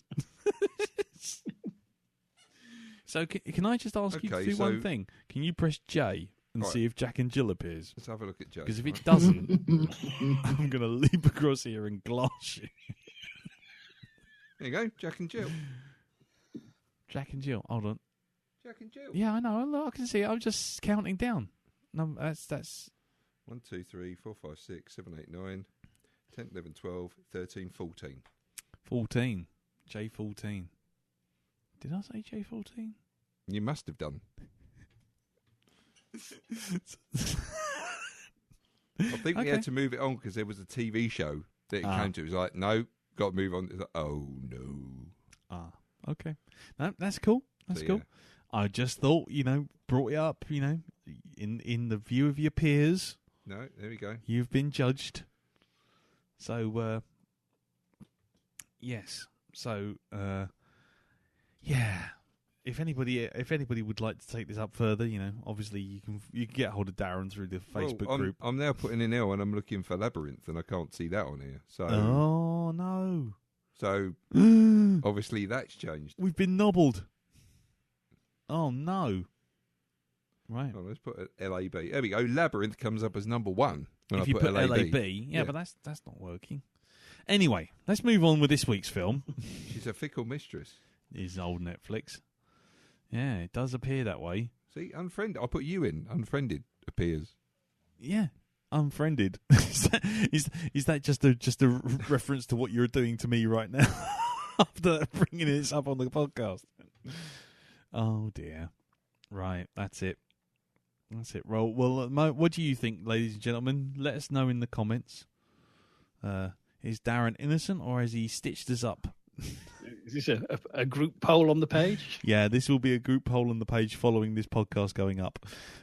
So let's move on. So SpongeBob the movie. I'm not going to read out the whole wiki, so you're going to have to bear with me. If you want to know more about this keen film, then you're more than welcome to look it up. But it is like about 40 fucking pages long, and I'm not doing all of that. Thanks. So SpongeBob Squarepants, the movie, Sponge Out of Water, is a 2015 American 3D live-action animated adventure comedy film based on the Nickelodeon animated TV series SpongeBob Squarepants. A standalone sequel to SpongeBob Squarepants movie, it was directed by Paul Tibbitt and in his directorial debut. With live-action sequences by Mike Mitchell, it was the first film to be produced by Paramount Animation. The film stars Antonio Banderas and features the show's regular voice cast of, he says, wow, they don't list them. That's interesting. They don't list them in the bloody credits. Oh, great, lovely. I'm glad they've all got noted.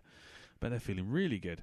The plot follows a pirate called Burgerbeard who steals the Krabby Patty secret formula using a magic book that makes any text written upon it come true. So it's basically Death Note for kids. Anyway, Death Burger. Yeah, exactly. Death Burger. That sounds all sorts of wrong. Anyway, SpongeBob and his friends must travel to the surface to confront Burgerbeard and get the formula back. The film was written by Jonathan Abel and Glenn Berger, no pun, from a story conceived by Tibbitt and SpongeBob SquarePants creator Stephen Hillenburg. Like the first film, the final act places the animated characters in a live-action world. These scenes were shot in various locations throughout Savannah, Georgia, and Tybee Island. Filming began in October the 9th, 2013, and completed in November 2013. The film is dedicated to Ernest Borgnine, who was the original voice of the Mermaid Man, who died in 2012. SpongeBob SquarePants was released in February 2015 and grossed what from a £74 million budget, Jim? 120 crab patties. Okay. Elton. An abandoned shopping trolley. Okay. Darren. Oh no, an Oyster card and and a copy of Woman's Weekly. Puntastic with the Oyster card. Well done. Okay. Well, actually, it made $323 million. Fuck off, really? It did. Yeah. Making Holy it the fifth shit. highest grossing animated film of 2015. It was also nominated for the 2015 Kids' Choice Award as Favourite Animated Movie, but lost out to Big Hero 6, which is just as well. And it's the third highest grossing Nickelodeon film behind Adventures of Tintin and Teenage Mutant Ninja Turtles in 2014. A third film was tentatively entitled SpongeBob Movie 3, and it's scheduled for release August 2nd, 2019. We'll all be waiting for that, won't we, kids? Oh yeah. Yeah. So I won't go into the production because, like I say, the production development stuff is just a massive list of people talking about business, which really isn't that interesting. So we'll skip over all of this and get down to the reception. The critical response on Rotten Tomatoes, the film has an approval rating of 80% based on 100 reviews. And the consensus reads that SpongeBob Movie won't win over any viewers who aren't fans of the show, but for the converted, it's another colourful burst of manic fun. Andrew Barker of Variety praised the film for never even feigning a lick of seriousness, although he felt the film was too long and the CGI sequences were inferior to the traditionally animated ones of the original movie. He said that the film would prove popular amongst franchise key grade schoolers and head shop owner demographic. Michael Reichschaffen of The Hollywood Reporter was more negative, saying the film's two animation styles failed to create a cohesive whole in spite of the inspired non-sequiturs, stating a live-action CG stuff never satisfyingly jibes with the traditional nautical nonsense down below. Anyway. Yes. The last one I'll quote because there's lots of reviews. Jen Chaney of the Washington Post gave it 2 stars out of 4, saying, "There's something about this project that, despite checking all the requisite plot and sensibility boxes, doesn't convey it as an organic work of SpongeBobishness." So there you go. Like I say, there's tons and tons and tons of reviews. But like I say, we're not going to go through the wiki because the wiki is bloody enormous. So, I guess none of us have seen this film before. No. Right. No. In which case, we'll stick to the normal format of going for Elton first. So, Elton, what did you think? No, that's the squirrel. What did you think of this film? Okay, SpongeBob the movie. Sponge out of water. What? I'll tell you my history with SpongeBob first, I think. Yes. I think... as the wiki proves, it might set the tone. Mm-hmm. But I don't think I've ever seen a full episode of SpongeBob. Right. I think I've seen my fair share of SpongeBob and collections of it, but I haven't sat down and actually watched a full episode. No. It's more like background watching. If the kids have flicked through and they might stay on it for 5 minutes, they might not. But I've never hated SpongeBob. Until now. In fact, I've always kind of admired the way it stuck to its guns and never really seemed to I suppose to my limited mind, to reinvent itself in new animations or styles or anything like that. It's always stuck to what it knows and keeps doing it. It's like the Ren and Stimpy. Yeah. It's got its style and it wants to stay like that. Some bits I have caught have been funny. I must admit that. I've never corpsed, all right? It's never corpse-inducing. It's more the turn up of the corner or the slightly increased air velocity from my nasal cavity. That's kind of laughing. Yeah. I've recognized a joke. That was all right. And that's as good as it gets with me. All that being said, and I was more than willing to give this a go and maybe find a guilty pleasure out of this. Even though I partially blame Jim and I partially blame Darren for this. Yeah. But I really did want to like it. I wanted to find something new for myself. What I was greeted with was can only be described as a child's vomit after he's been let loose in a pick and mix factory. Yeah, that's about right. It's like having your head filled with hundreds and thousands and you can almost feel them bouncing off the skull inside. I just don't understand. I'm not the key demographic for this movie, and yet I found most of it hideous. It was overlong, overstretched.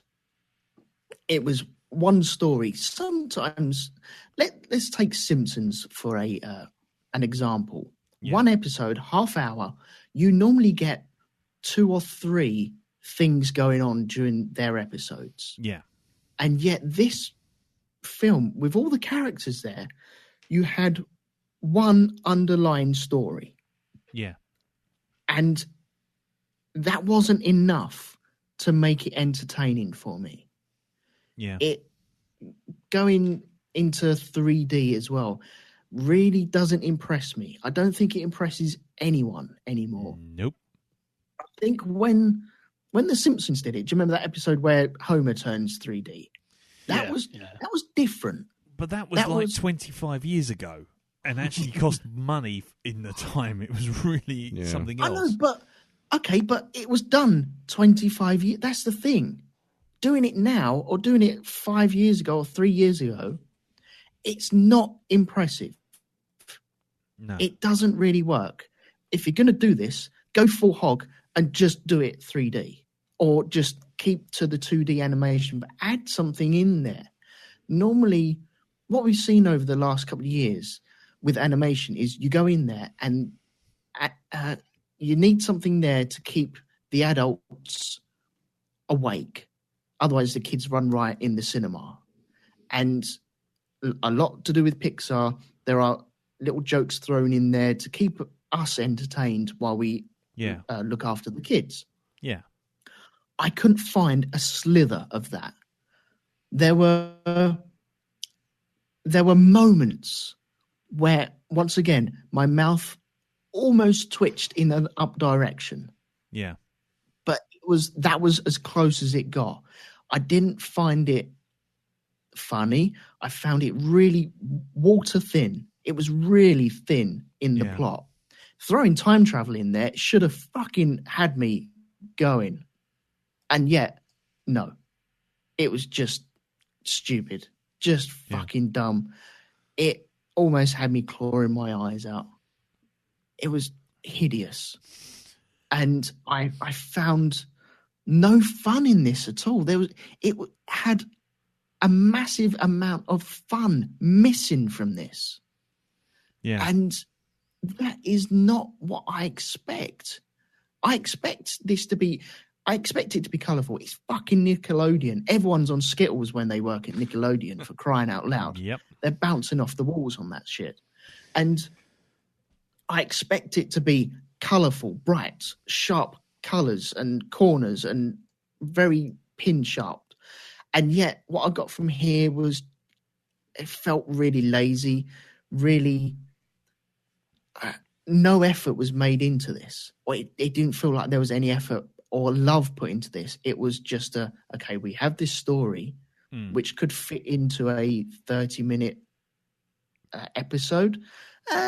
We need to stretch this out a little bit, guys. How about we have a pirate in there? We know where the pirate comes from, but let's stretch that out a little bit and then have some animated seagulls, because the kids are like that. And it just doesn't fucking work, man. It just doesn't work. No. And another thing with this sort of animation is when they try something different, especially with the stuff that really works in their own animation, i.e. the title song. Yeah. Now, you go to SpongeBob and everyone naturally thinks of that amazing title song. It is stupid, it is silly, it is daft, but it is iconic and it works. So why do they want to fuck with that? They put it at the start and it's all jangled around and it doesn't work. And you think, okay, well, we're going to get it at the end. And then they muck around with it then. No, we want it at the start because that's what makes us feel like we're going to a SpongeBob movie. And yet they couldn't get that right. Nope. And so I really feel I wasted an hour and 33 minutes. And there was 7 minutes of credits at the end of that as well. Let's not be kidding ourselves. There was hardly an hour and 15-minute movie there. Yeah. And yet they stretched it. And they got to the end and they thought, well, we need to stretch this a little bit more, actually, to call it a feature film. So we'll just stretch this little piece out even thinner. And then we'll add some massive credits on the back. And it was just fucking hideous as far as I'm concerned. I am not impressed with this choice. Okay, right. So I'm going to put you down as a maybe, yeah?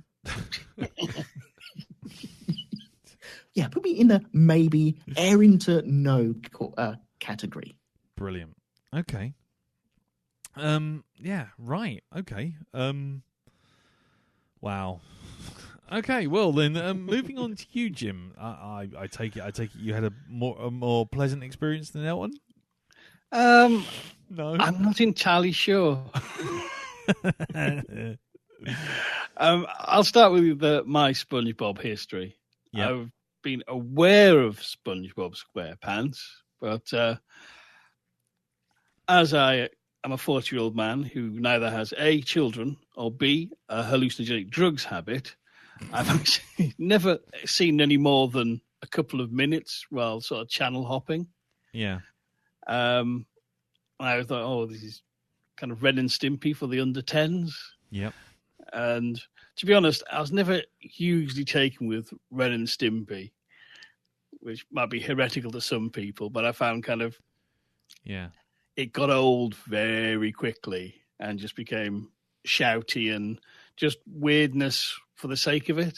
Yeah. And my impression of SpongeBob, it was much the same kind of thing, yet sort of been made a bit more friendly and then sanded off the sharp, spiky edges that were in Ren and Stimpy that made it interesting. Yeah. And then, scored this huge success. And, I was more familiar with SpongeBob merchandise than the actual show. Yeah. But, we put it on and we have this strange opening. I thought, so this is going to be all live action. And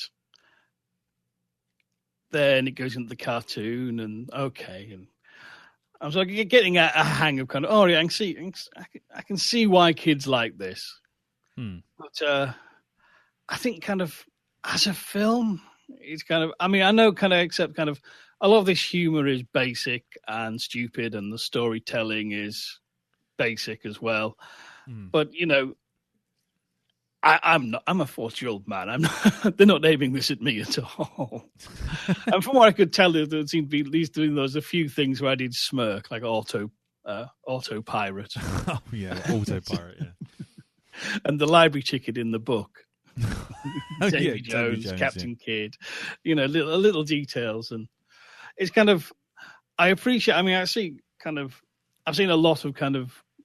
Kids TV when I've been doing my uncling duties over the years, and I've seen an awful lot of what I just consider to be piss poor shit, frankly, particularly in the animation department, being churned out on a computer by morons, frankly.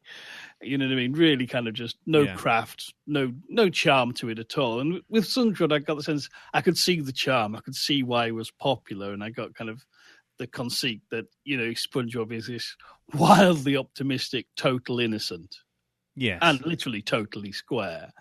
And I could get why I liked it. And I thought the actual animation, the proper 2D animation, this is actually really well done. It's got its own style and it has a kind of classic feel to it. And there's some bits I thought were actually got nicely framed and interesting and sort of well done.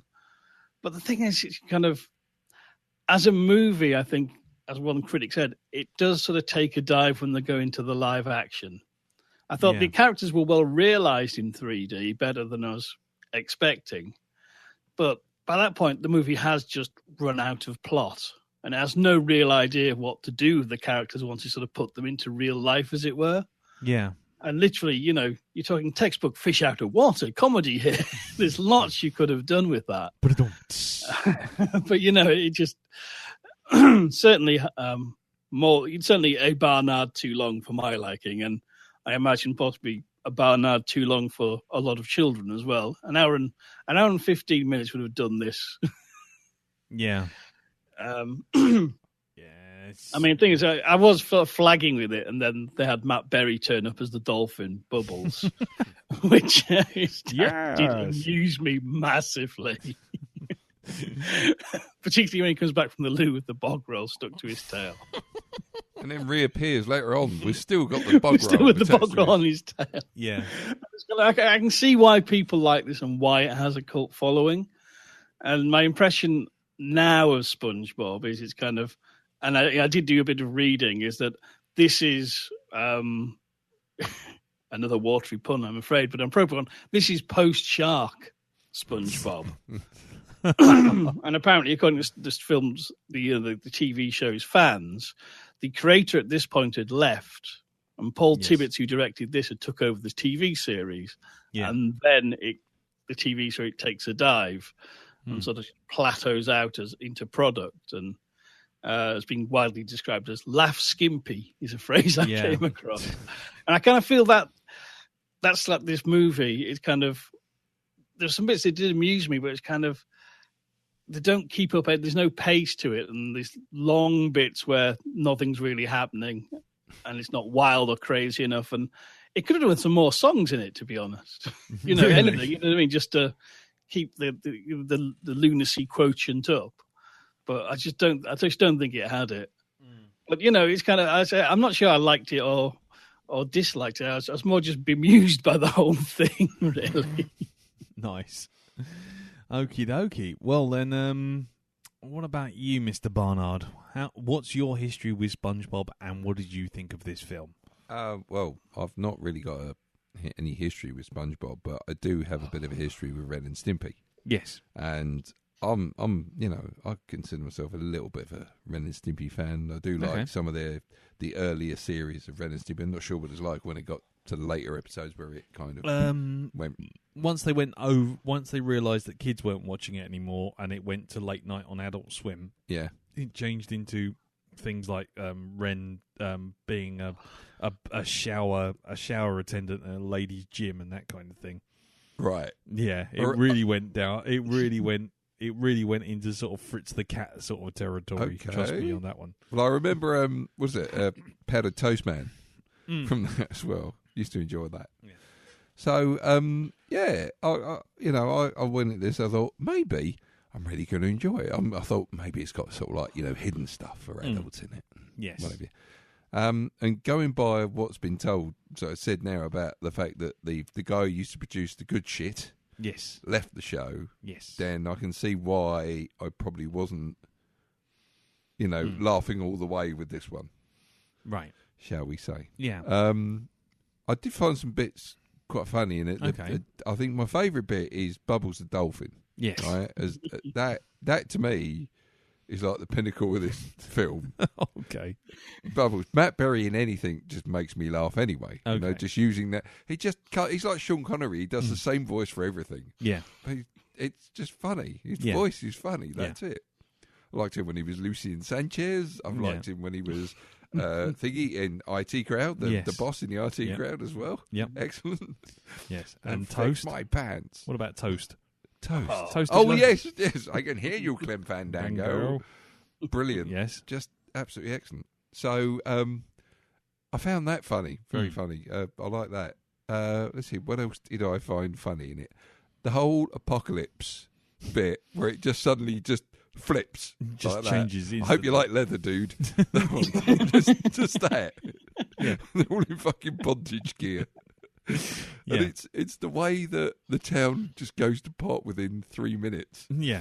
And it's like when they go in the time machine and they come out and it's like all desert. And he's got his mate standing there. What year is this? What year is this? He says, oh, it's only, was it? Thursday. Thursday, that's it, yeah. Yeah. So, there were funny bits in there, as far as I'm concerned. I did actually watch this film in 3 bits. Yes. I didn't watch it all the way through in one go. I just, thought, I've got to watch this. When am I going to watch it? So I started doing little bits on the train. I actually left a day in between each part. It's probably why you're a bit more favourable than most of us. I think so. I didn't actually allow it all spunk itself into me eyeballs in one go. In one hit. So, yeah. Whereas I think, I'm in agreement with Jim. There could have been so much more done with this. You could have made it a lot more subversive. Yeah. For one thing, you could have had a lot more humour that only the adults could have spotted dropped in there. Yeah, which is where I thought they were going when Squidward was doing the stuff on that lady's back. Yeah. When he's sort of like skidding around on her back and she's going, "Oh, Jeff," and he's like, "Yeah." But yeah. So carry on. Yeah. So I'm sure. I mean, I've heard the other one. The other film is a lot better. We're not doing that. No, I know we're not doing that, but I think it features heavily with David Hasselhoff. We're still not in that one. No. I know, that's fine. That's fine. I'm not asking us to do that. Good. So, while it's had some funny bits in it, it didn't really do anything else for me. No. Again, not the target audience. No, that's fair enough. So that's it for you. I did kind of like the plankton in it as well. I thought he was quite good with some of these moments, like when he's in the sock and he comes and goes, and it just disappears again. So I like those little bits. The bit where he's got he's going against Antonio Banderas. You just see his head, and then you realise he's got like the body of the Hulk. Yes. Yes. So I thought that was funny. Yeah. You know, but it didn't have me crying. It had me giggling. You know, a little bit with those. Okay. So not a total washout, but then could have done a whole lot better. Okay, fair enough. For me, my history with SpongeBob has always been as a rival. I spent 15 years working for the other side for cartoon, Did, yeah. and so SpongeBob was constantly a presence in my working life for nearly 15 years. In terms of, it was always the benchmark by which our ratings were measured. Yeah, and so I was always aware of it. I wasn't aware of the characters or some of the situations, but there were often moments where something did really well one week, and then we may sort of, I don't know, someone might say, "Oh, did you see that?" and then bring up that as a gag. And that kind of sums up everything that both worked and didn't work with this film, in terms of when you go online, you see SpongeBob stuff. Yep. And it works in 20-second GIFs. It works in 5-second GIFs. It works in those little stings, those little non sequiturs, those little title cards, 1 week later, all that kind of stuff. It works. And the reason it works is it's punchy little Post-it notes. That's essentially it. It's a Post-it note with a gag on it that's made someone laugh. They've put it on a wall. They've inserted it into like a 10-minute show. Yeah. And and it's like the opening to the Lego Batman. It's like, don't worry if this gag doesn't land. There'll be a one along in a minute, and it's just like bump, bump, bump, bump, and that is the format of SpongeBob SquarePants. Essentially, the plot isn't really that important. What's important is the amount of gags and non sequiturs and strange things and Family Guy nicks from it. Lots of things like, saying one thing, whip panning to something completely different, and then whip panning straight back. I mean, all of that kind of stuff. You can see it in things like Spaced and all this kind of thing, but you can also see that in terms of animation, that's SpongeBob is kind of the origin of that kind of thing. And so the idea, and like we really, cartoon really finally knocked it out of the park in terms of trying to make a SpongeBob match in terms of a show called The Amazing World of Gumball, which I was involved in, and that was the same idea. That was funnier. No, but the thing was the way it worked. The way it worked was exactly the same. You had writers writing things that made them laugh, and then basically all coming together to see if the other guys would laugh, and it would basically, if more than 2 or 3 people in the writers' room laughed, stayed in. If it didn't, it went away, and then the plot would form around the gags. And in terms of SpongeBob, that's how it must have worked. That's how it obviously worked. And in terms of the film, there's clearly 20 minutes worth of gags in there, because there are non sequiturs that work. There is the apocalypse, as you mentioned. There's the random space hopping dolphin voiced by Matt Berry. There's the sequence when they eat all the cotton candy. And it just goes into that sort of weird Stargate thing of they could run around the world, and then see all the stuff flying past, and then you realise that they're just lying there while someone's going through all the postcards in behind them. And those gags on their own work perfectly well. The problem is that they're so far apart because they haven't got the gags to fill it, and it's what Elton was saying. It's just thin. It's very thin gruel. And yeah, I reckon you could you wouldn't lose anything by editing the whole thing down to 10 minutes and just going, there you go. And that would be exactly the same.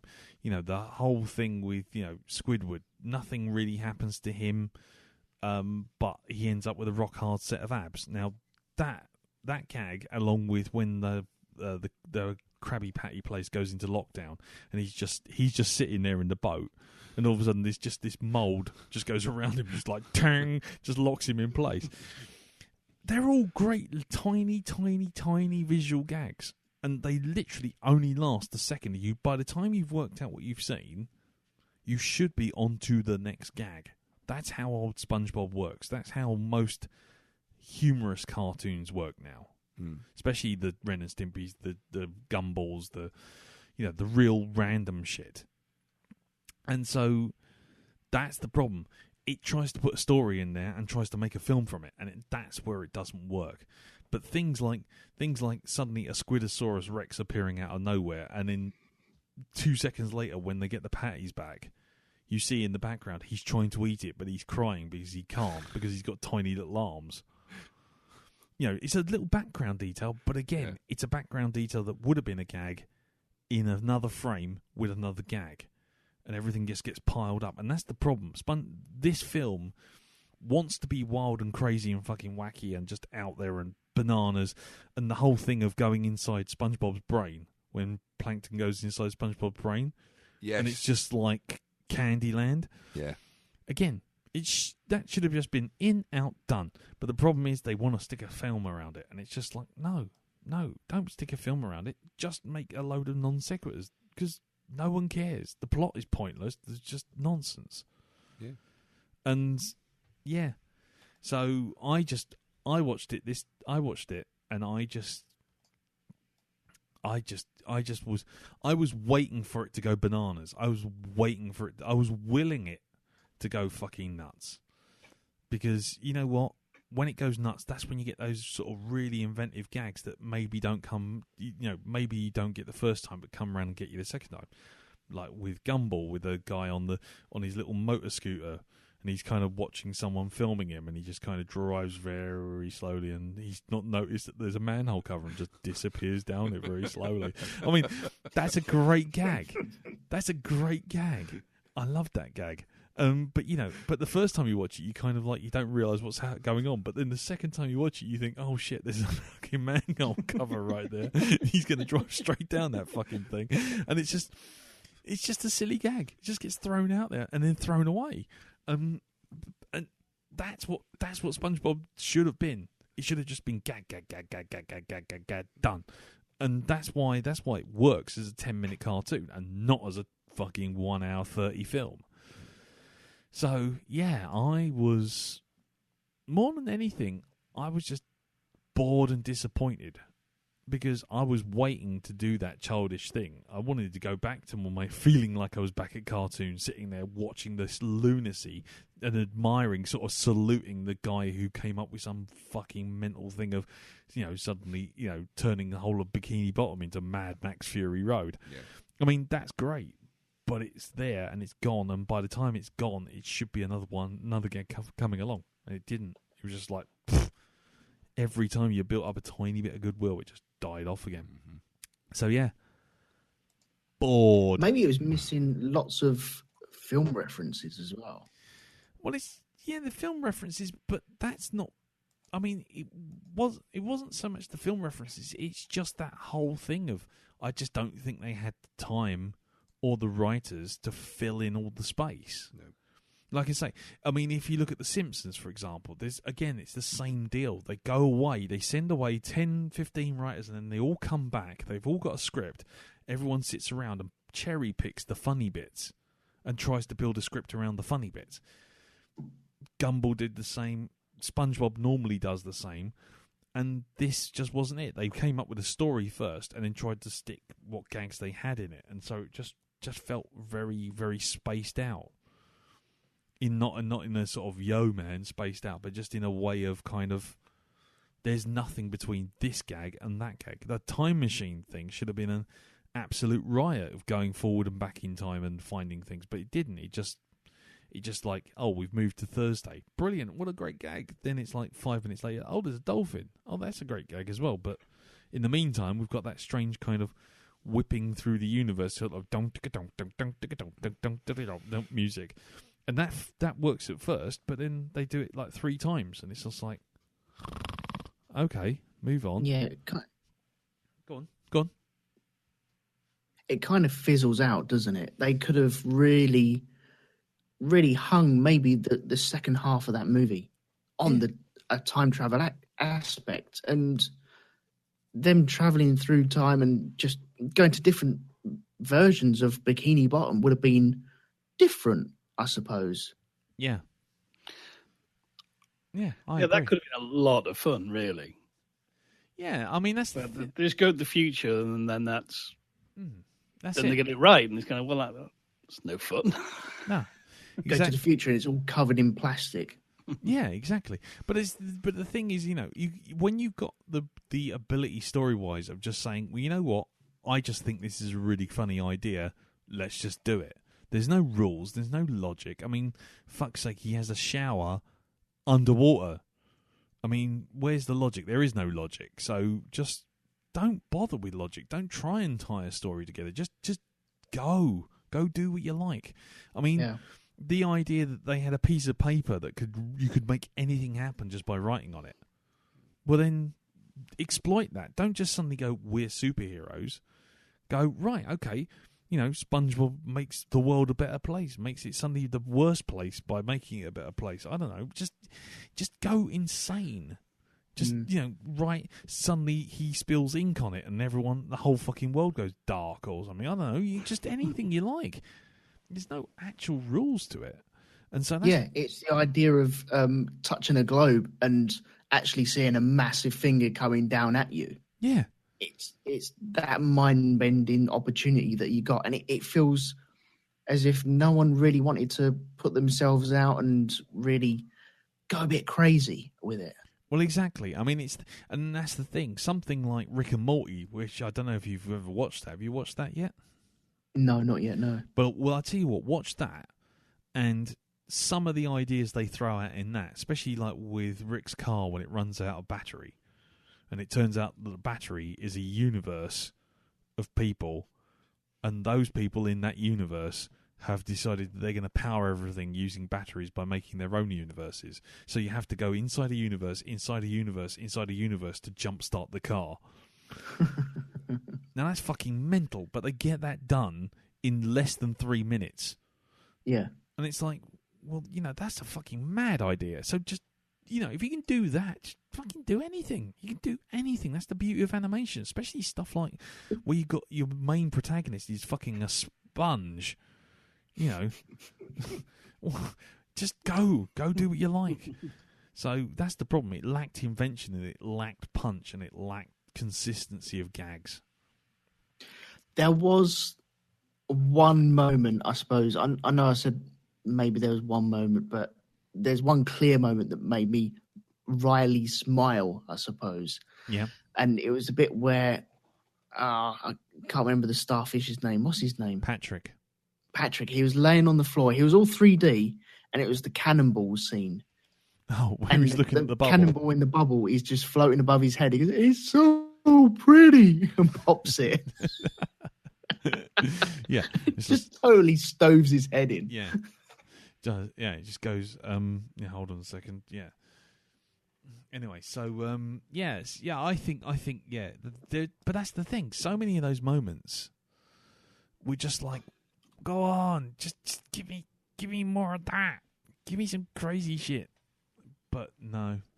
And like I say, that's why you see on like Facebook and all these other things that the GIFs are where SpongeBob really exists. Because it is. It's a 3-second gag. And if you stitch 100 GIFs of SpongeBob together, you've got an episode. A very funny one. Anyway, right. If you're really from the future, what am I going to say next? Something moronic? Wow. That's what I'm saying. I'm just looking through some of the quotes, and that's the thing. You look at some of the quotes, and you just think, okay, well, that's fair enough. But it's just frustratingly bland. Anyway, right. Hold the mayo. Hold the mayo. I can't do this anymore. I can't hold it anymore. Yeah. It's like, it's the thing like, hold the door. And he holds the door and then the fucking robot comes through and just flattens him. And it's just, but again, it's great. But then that whole scene just goes, screeches to a halt, and then we have exposition because we have to carry a story along. It's like, no, you don't. Just have it just turn into a chase. That's all you need. Just go bonkers. Anyway, yeah, it's like, Patrick is like, what's the secret password? Correct. Silly. Anyway, right. So let's move on to feedback, because you know what? I don't want this to be a 3-hour cast for a 1 hour, 30-minute movie. I really don't. Nor do I. Let's move on. Feedback time. A few moments later. Yes, so feedback time. Yes, we're going to do some feedback now, and I'm doing the feedback. Why am I waffling? Because I haven't opened my email. So, here we are. Looking at the email. That's right, I am opening the email. The email is opened. I am looking at the email. Yes, I am. I'm keeping the conversation going. Are you looking at the email? The email. The email. What email? The email with the power. No. Anyway, later. Right, so we have first up Dr. Fred Lubnow, Dr. Scum. Yes. Of LovecraftianScience.wordpress.com and of some unknown hitman agency possibly working for the government. And he writes, what is this TM work you speak of? Hello, Black Dog crew. Hope all is well. Having 3 children, 2 of whom are adults now and out of the house, and the third being 11 years old, Nickelodeon has been routinely on the televisions in our homes for well over 15 years. As an adult, most of the shows Nickelodeon produces are horrible, particularly their live-action shows. This programming is definitely for kids. There have been many times when the kids are laughing over something going on, and I would ask, is that funny? Sometimes kids' humour is very different from adult humour. However, SpongeBob Squarepants was one of those shows that my wife and I could easily tolerate and found slightly amusing. While we would never watch the show on our own, it's far better than most of the junk you'll find on Nickelodeon, or worse yet, the dreaded Disney Channel. Well, we don't mention Disney Channel because that put cartoon out of business a certain amount, so I ended up out of work. So yeah, we're never mentioning Disney Channel. Anyway, in order to buffer my id from succumbing to a complete and utter feeling of nihilism that only a 50-year-old man can feel while watching SpongeBob Squarepants Movie, I watched the film with our 11-year-old daughter, Anna. First off, here's Anna's review. How did you like the movie, Anna? It was cool. If you're a SpongeBob Squarepants fan, you'll love it. Okay, here's my review. The first half of the film I actually enjoyed. The fast food puns were flying fast and furious, and this was particularly entertaining. A lot of cartoon hijinks, loved SpongeBob and Plankton travelling through time, and Bubbles the extra-dimensional dolphin. However, once the film landed on the beach with the SpongeBob crew became superheroes, fighting the pirate Antonio Banderas, I sort of lost interest. As the pirate narrator, Antonio was fine, but once he became a pirate food truck chef, I was bored. Overall, the film was okay. I found the first half more entertaining than the second.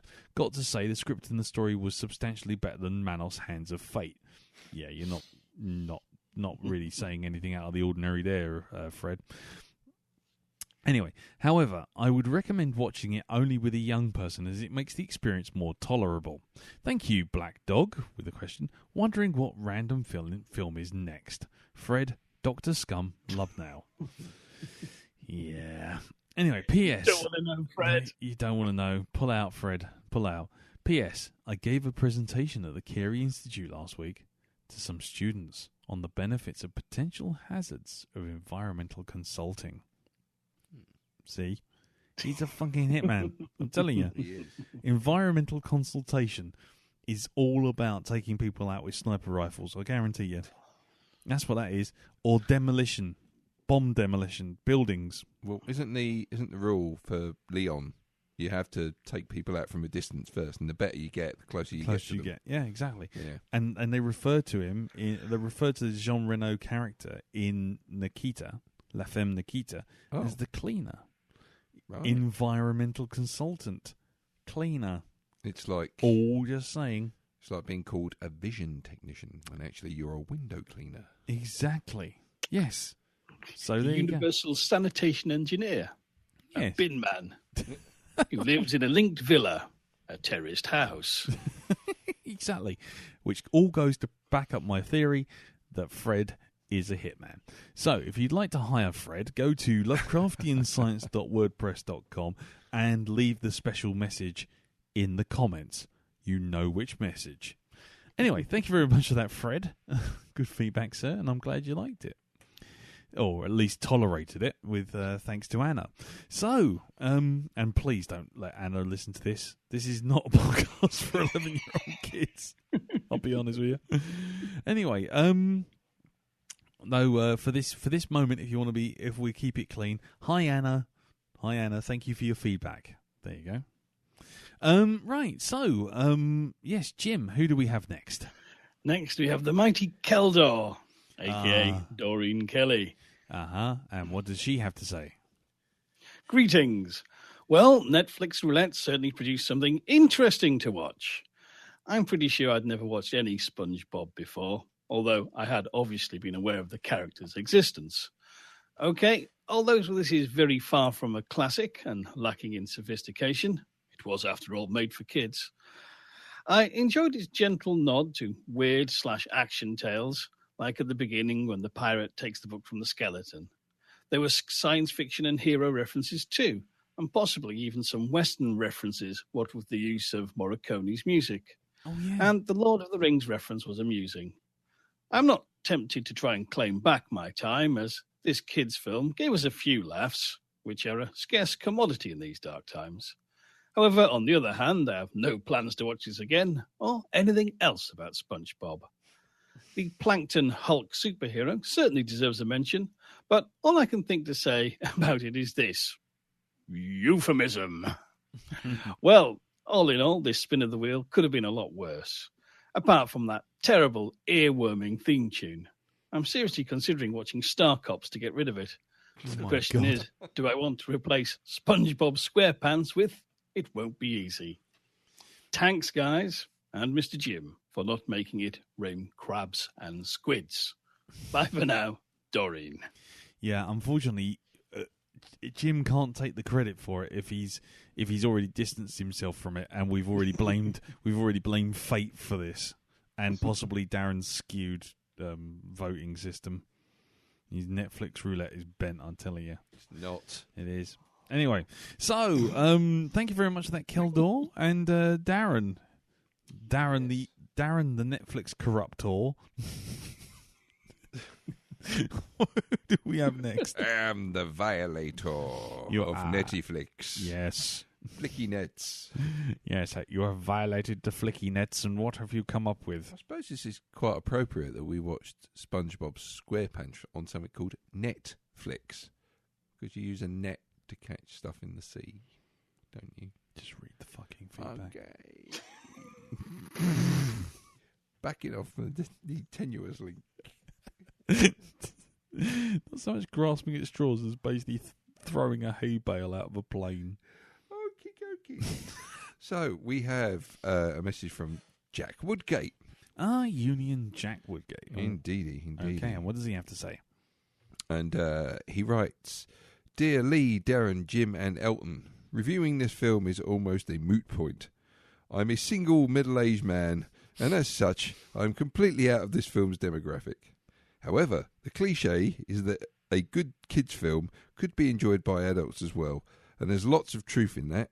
Disney classics, Pixar films like Toy Story, The Lion, the Witch and the Wardrobe, Harry Potter, specifically the first two films being kids' movies, The Wizard of Oz and The Railway Children can be enjoyed by all ages. Hell, even I quite liked the first SpongeBob movie, although I have to admit I was completely off my tits when I saw it. Nice. Watching this reminded me of being over my friends and their kids watching seemingly constant, endless episodes of SpongeBob on Cartoon Network. God, I really must get my lips repaired. Cue lots of when I were a lad.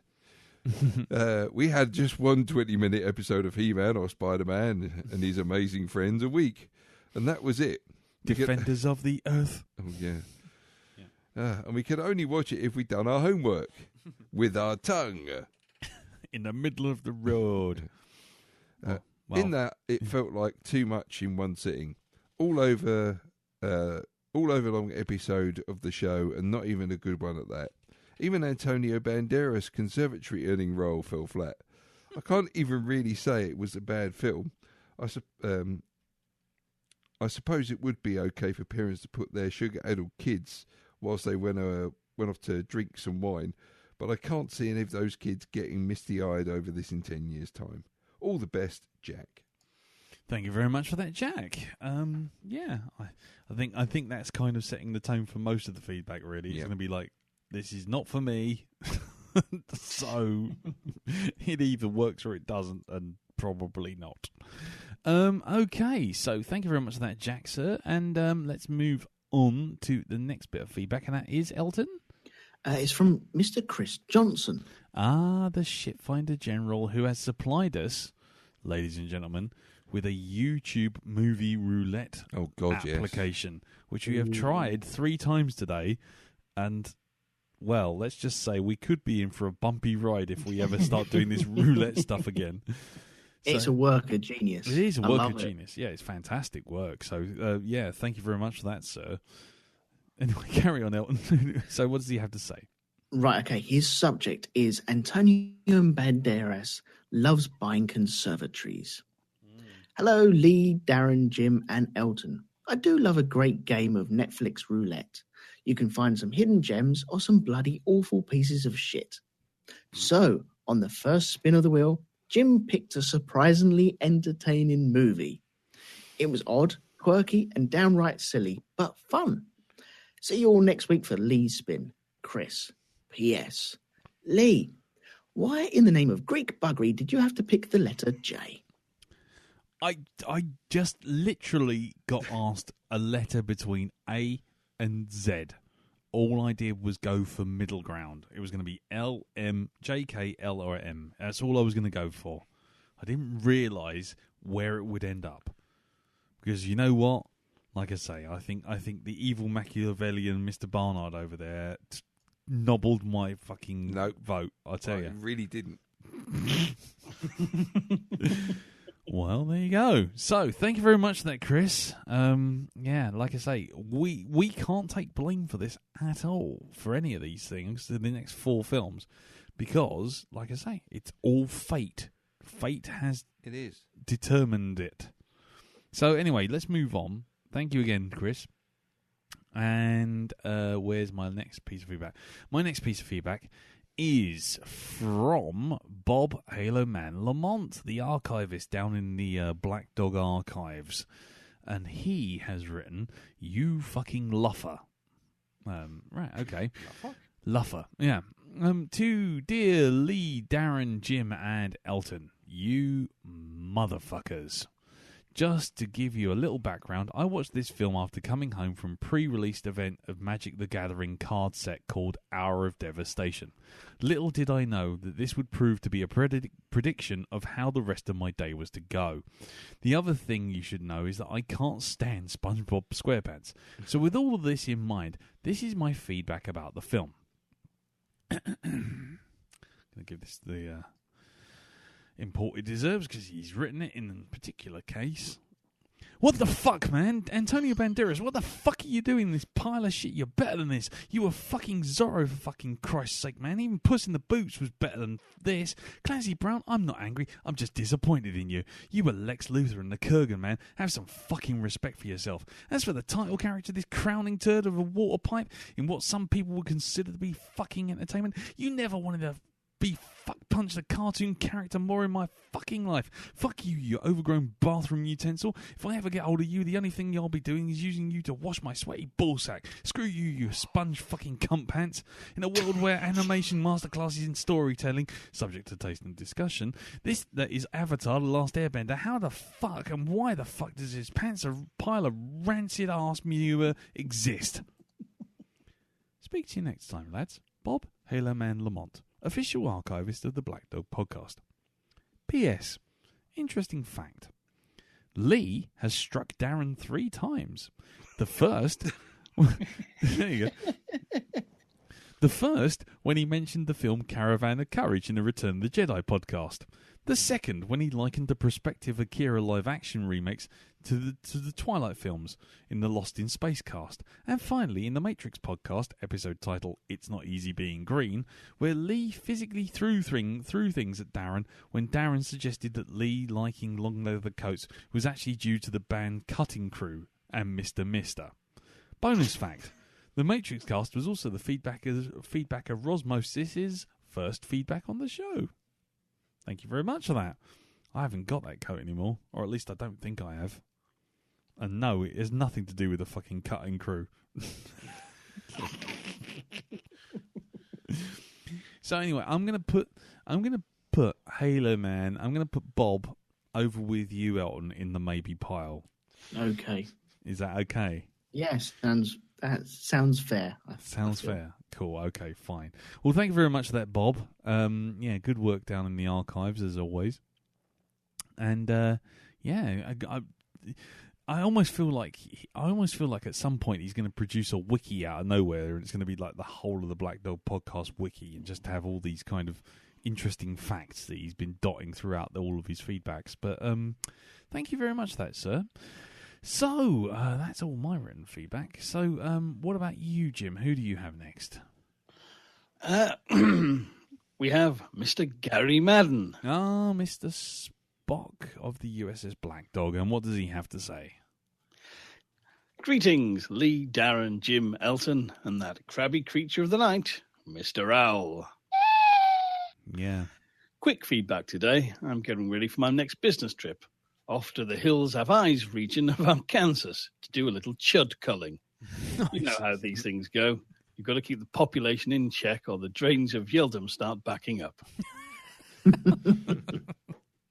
Nice. Call back. I've got to say, I went into this week's film with about the same level of hope I had when watching Manos. I'd watched a few episodes of SpongeBob on Cartoon Network, but never really became a fan. I guess I'm more of a classic Looney Tunes guy when you get right down to it, and SpongeBob sort of fell into that time when cool animation meant crappy animation. Anyway, I tried to give the film a fair chance, and as much as it pains me to say it, I kind of liked it. Yes, on the whole, it's stupid and saccharine, but it has some good funny moments. I laughed at Plankton's trip into Bob's brain and the Mad Max-style disintegration of the town of Bikini Bottom. And all in all, I didn't find myself wanting to jab my eyes out with a potato peeler. Now that's a quote for the poster, isn't it? Yeah, guys? there you go. Yeah. That's a poster quote. Yeah. Anyhow, Gary continues. I would say this film was at least a bar and a half too long, but it still went by pretty quickly. So, wrapping up, not a bad choice for the rolling of the dice. Better than something someone put on the docket on purpose. Yes, I'm looking at you. No. Live long, and I hope you like leather. Nice. Thank you very much for that. I stress once again, apart from Lord Nobbler over there, you know, with the suspiciously turned away phone with the Netflix on, we have no proof that anything has been compromised, and certainly my choice was not my choice, if you know what I mean. I didn't pick it. I just picked J, and I just picked 13 or 14. That was it. Subconsciously, I think. Subconsciously, I knew. Is that what you're saying? Yeah, I think that's what it was. I was like, fuck you. you just knew. Fuck you. Knew. Do you want to add this to the list of casts that Bob has of me striking you?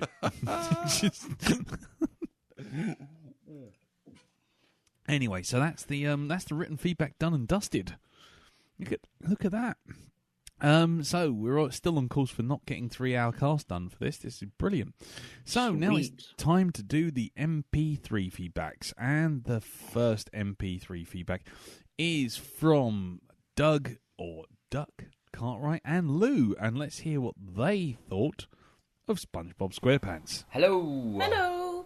So we've not done this in a while, Nope. but we thought we'd come out of our self-imposed retirement for the SpongeBob movie Sponge Out of Water. Oh, yes. It's not that bad. It's really not that bad. It's a great film. It's fantastic. As much as I moaned about it on Facebook, it's not that bad. Third time I've seen it now, and I think I actually like it. It's like the best stupid movie ever. It's just madness. The plot is very strange. It's, if you can call it a plot. Yep. But it's just SpongeBob madness. I mean, that's all it seems to be. Lou loves it. It's in her collection. Of course it is. I'm just biased about it, though. You love him. I love him. I do love him. You'd marry SpongeBob if you had the chance, wouldn't you? Yes. Yes, I would. Charming. Yeah, I mean, I don't know what's actually wrong with this film, to be honest with you. There's loads of really strange humour for people with a warped sense of humour like me. Terrible puns. Terrible puns, good humour. Movie references, if you can spot them. There's a fair few movie references in there. So Antonio Banderas got himself a lovely conservatory for this movie? I don't think he got paid that much. You don't think he got paid that much? It must be enough. Is it? Well, maybe not conservatory, maybe just a shrubbery. He must have got something. Because we think he'd reached a point in his career where he thought, fuck it. I think it's because he's reached a point in his career where Puss in Boots it's gone as far as it can go now. And instead of him actually doing the voiceover for it, they've got it all on digital, so they don't need him anymore. And he's like, I need something new to do now. I remember Antonio Banderas being a really big actor. I remember him being really good in things like Desperado and... Mask of Zorro, you know? Is that him? Yeah, he was in that as well, yeah. I wouldn't say that's a good film either, but, it's not the worst. It's not the worst. I've seen worse. Fucking hell. Just trying to remember some of the film references. Rambo.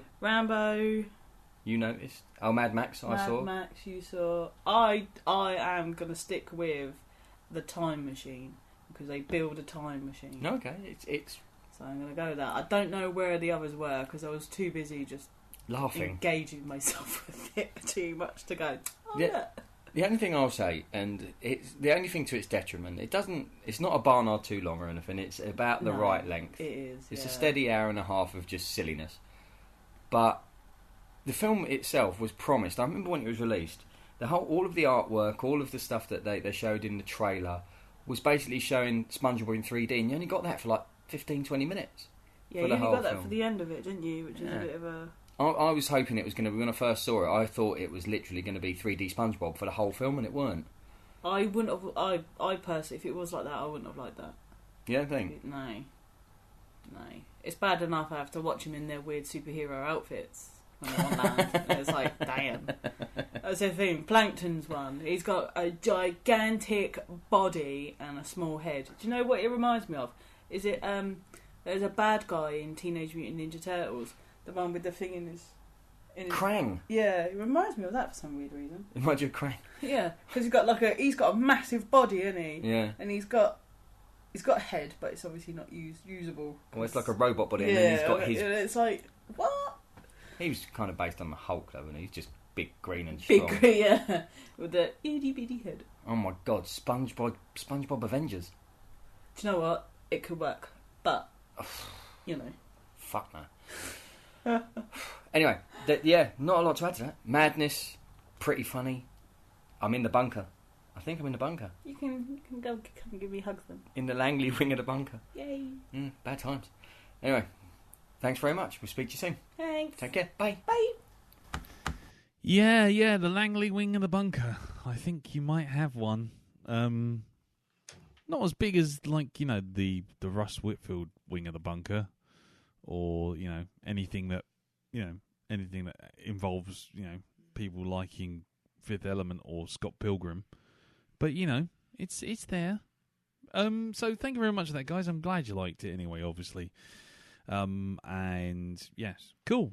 Good feedback. Yes, I'm a little surprised at you, Doug, but hey ho, these things happen. You sit in hot water long enough, you get used to it. That's all I'm saying. You do get used to the pain. That's how Cenobites happen. You suck it up, man. Yeah, You just exactly. like a giant vacuum cleaner. I'm not saying Stockholm Syndrome, but I'm saying Stockholm Syndrome. But anyway, there you go. So, thank you very much for that, guys. Thank you for your feedback. Good feedback, and good to have you back, and hope everything's well with you. And let's move on to our next bit of feedback, which is Greg Madden, or Mr. Wolf of the USS Black Dog. Oh, and by the way, just so you can tell where we are in the recording, if any of you are on Twitter or on Facebook right now, on the Facebook group, we have posted up Darren doing his latest cosplay as Bubbles, the multi-dimensional dolphin. So, where you can hear that now, this point right here, that's when it appeared on the Facebook group and on the Black Dog Podcast Twitter feed. So, enjoy that. Spectacular work. So that'll be at MCM in the next, in October. Yeah. Cool, lovely. I'm not doing Deathstroke anymore. I'm just doing Bubbles, the time travel, multi-dimensional dolphin. I cannot help you any further. You must do it on your own. I hate this tune. Anyway, let's find out what Greg thought of this film. Hello, Black Doggers. This is Greg, Mr. Worf Madden, and I'm here to give you my feedback on SpongeBob, the sponge out of water. A feedback I never thought I would ever be giving. Now, SpongeBob, I'm very familiar with, have two kids that have grew up through the SpongeBob era. I'm really familiar with the show and its slow decline into repetitiveness and dumbing down of the series. Not that it ever had any true intelligence to it, but let's face it, it's a kid's show. And I'm sure that adults probably thought the same way about Looney Tunes back in the day when we used to watch it all the time. But anyways, to the movie. Now, I really was going to hammer into this movie because, SpongeBob is generally a, put it mildly, silly show. And, but then I thought, its target audience is probably anywhere from 6 to 12 years old, somewhere in that range. So you had to really overlook a lot of things. The movie went over a plot that they'd used so many times in the TV series that it's not even interesting anymore. The Krabby Patty formula being stolen, I think, was a good 40% of the plot lines to all the cartoon episodes. So we had just a different character doing it. I guess the only big difference was it was actually a human character instead of another cartoon character, namely Mr. Plankton. The show itself didn't do anything for me. It just felt like a long version of the TV series. Although I do have to say, I was kind of creeped out about the 3D version, or when they were interacting with live action actors and actresses. Felt that was kind of creepy. I'm not sure why. I've seen a lot of worse things, but to me, it just kind of creeped me out. The show itself, like I said, is a kid's show. Can't really bash it too much for being stupid. It was supposed to be. So I'm going to just cut it short here instead of dragging it out. Show's not for me. Wasn't designed for me. So what can I say? I just hope and pray that you guys will never put a show like this on the docket again, or I will have to make somebody pay. I'll get my pain sticks out somewhere and visit some people. Anyways, this is Greg, Mr. Wharf Madden, signing off from the USS Black Dog's security post, and wishing you all a good week to come. And I wish I could say I was looking forward to next week's movie, but I've already seen what it is, and I almost wish I would watch SpongeBob again. That's how bad I know the show's going to be. So, till next week, cheers! Well, thank you very much for that, Greg. And yeah, so he's kind of like didn't want to watch it, but he's not gonna say that he hates it because he knows it's not for him. The only thing I would say is the thing about Looney Tunes, right? Firstly, is people still watch them even today. That's the first thing. They are stone cold classics, and a little bit of history here because you know what, By the way, SpongeBob is not on Cartoon Network. I know I got fired, made redundant from the place, but I've still got brand loyalty. But for now. But no, it was always Nickelodeon. And the other thing is with Looney Tunes were actually always like the part of the B-roll for grown-up films. So when people went to the cinema in the 40s and the 50s and the little bit of the 60s, these would be actually for adults. So Looney Tunes would actually be for adults, and things like Tom and Jerry would be for adults. And so there you go. So even though people look at them now and go, actually, they're kids' things, if you look at some of the Looney Tunes collections on DVD, and so I recommend if you can, get hold of some because they are absolutely superb. The couple of Looney Tunes ones, they got some really political kind of satirical ones. Especially there's one which is actually quite funny, which is all about people who go to Yale and people who go to Harvard, and they're all walking around. They've got big teeth and walking around with big roll neck jumpers and stuff. And it's just this kind of documentary, as if you're following around this documentary crew, following around people sort of wandering around Harvard and Yale and all this kind of thing. So, yeah, the reason Looney Tunes is quite, it endures is because it starts off aiming at adults and then goes to the slapstick which kids appreciate. There you go. And that has been a public service announcement for the I Used to Do Animation party. Right, so anyway, thank you very much for that, Greg. Gary, is it Greg? Yeah, it was Greg, not Gary. Gary sent a written feedback in. And yeah, I can't apologise enough for the next week's film, so I won't bother. So thank you very much for that. Right, so let's move on to the next bit of feedback, which is from Rosmosis. And all I'm going to say is Ros is still feeling rather raw about SpongeBob. That's all I'm saying. I just get the sense after things that's said on the Facebook group, she's probably getting a bit of a twitch when it comes to SpongeBob. So let's hear what she has to say about the film. Hello, it's Rosmosis here. Real quick, I've seen this film more times than is probably good for my mental health. Because I love my daughter and I want her to be happy. But, so real quick, this film is just a load of colours and noise, and if you make me watch it again, I cannot be held responsible for my actions. Okay, right, better go. Okay, because I can't watch this film again. Just don't make me watch this again. Or Boss Baby. Please don't make me watch Boss Baby again. I've seen that film more times than is healthy for anybody. Yeah, so, yeah, cool.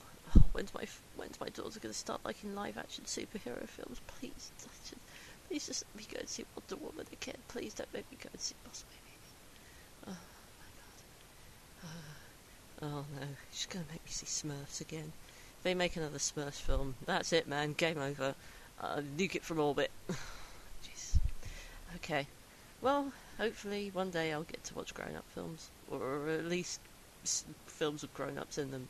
Superhero films. Like, can I just watch some more superhero films? There's so many, and I never get to see them because my daughter would rather watch this stuff. I don't know where. No. Please make it stop. Make it stop. Oh God, make it stop! Make it stop, Gramps! Make it stop! Well, there you go. That was well, all I've got is nothing but sympathy. That's quite an accurate summary, I feel. Yeah, and don't worry, they're not making any more Smurfs movies. However, it is my sad duty to inform you that in production right now is Boss Baby 2. Oh, God. So, just, you got that looking forward to. Will be out in 2018. So, have fun with that. All I can say is, it's colours and noise, and yes, kids love all that shit, and I'm lucky to be coming out the other end of that now. My daughter wants to go and watch Thor, and that gives me a totally different reason to be worried, because basically she's all over Chris Hemsworth like a rash. Basically, she is. Yeah. And then future son-in-law. Yes, exactly. Yeah. And then this week I caught her watching Netflix, watching Thor: The Dark World, and she turned around to me and she went, "Actually, I've just realised Loki's the better guy." And I'm like, "What? Oh no, you're not getting into the bad boy situation." No. But now, so Loki's moved up the tree a bit. Devil's got all the best toys, mate. Yeah, apparently. Yeah. So so don't worry, Roz. You know, you've got to get through. You've got a sweet spot just out of the other side of the cartoons into the superhero stuff, and then into the, oh my God, she's not watching this for the punchy. She's watching this for something entirely different. Then it basically makes you feel like you need to go and have a shower every time you watch Thor or whatever. Yeah. So there you go. Well, anyway, good luck. As one parent will allow me to just say good luck. And enjoy Boss Baby 2. Right, moving on to the last bit of feedback. And it is the Orgs, Anne-Marie and Pete, who do the Borgcast on geekplanetonline.com. And it's on iTunes. And it talks about Star Trek and Star Trek Deep Space Nine specifically. And occasionally we also do Space Doc Jury, which you can also find on spacedoc.com and iTunes as well. So let's hear what they have to say about this film. Who lives in a pineapple under the sea? SpongeBob Squarepants, absorbent and yellow and porous is he. SpongeBob Squarepants, nautical nonsense is something you wish. SpongeBob Squarepants, the drop on the deck and flop like a fish. SpongeBob Squarepants, SpongeBob Squarepants, SpongeBob Squarepants, SpongeBob Squarepants.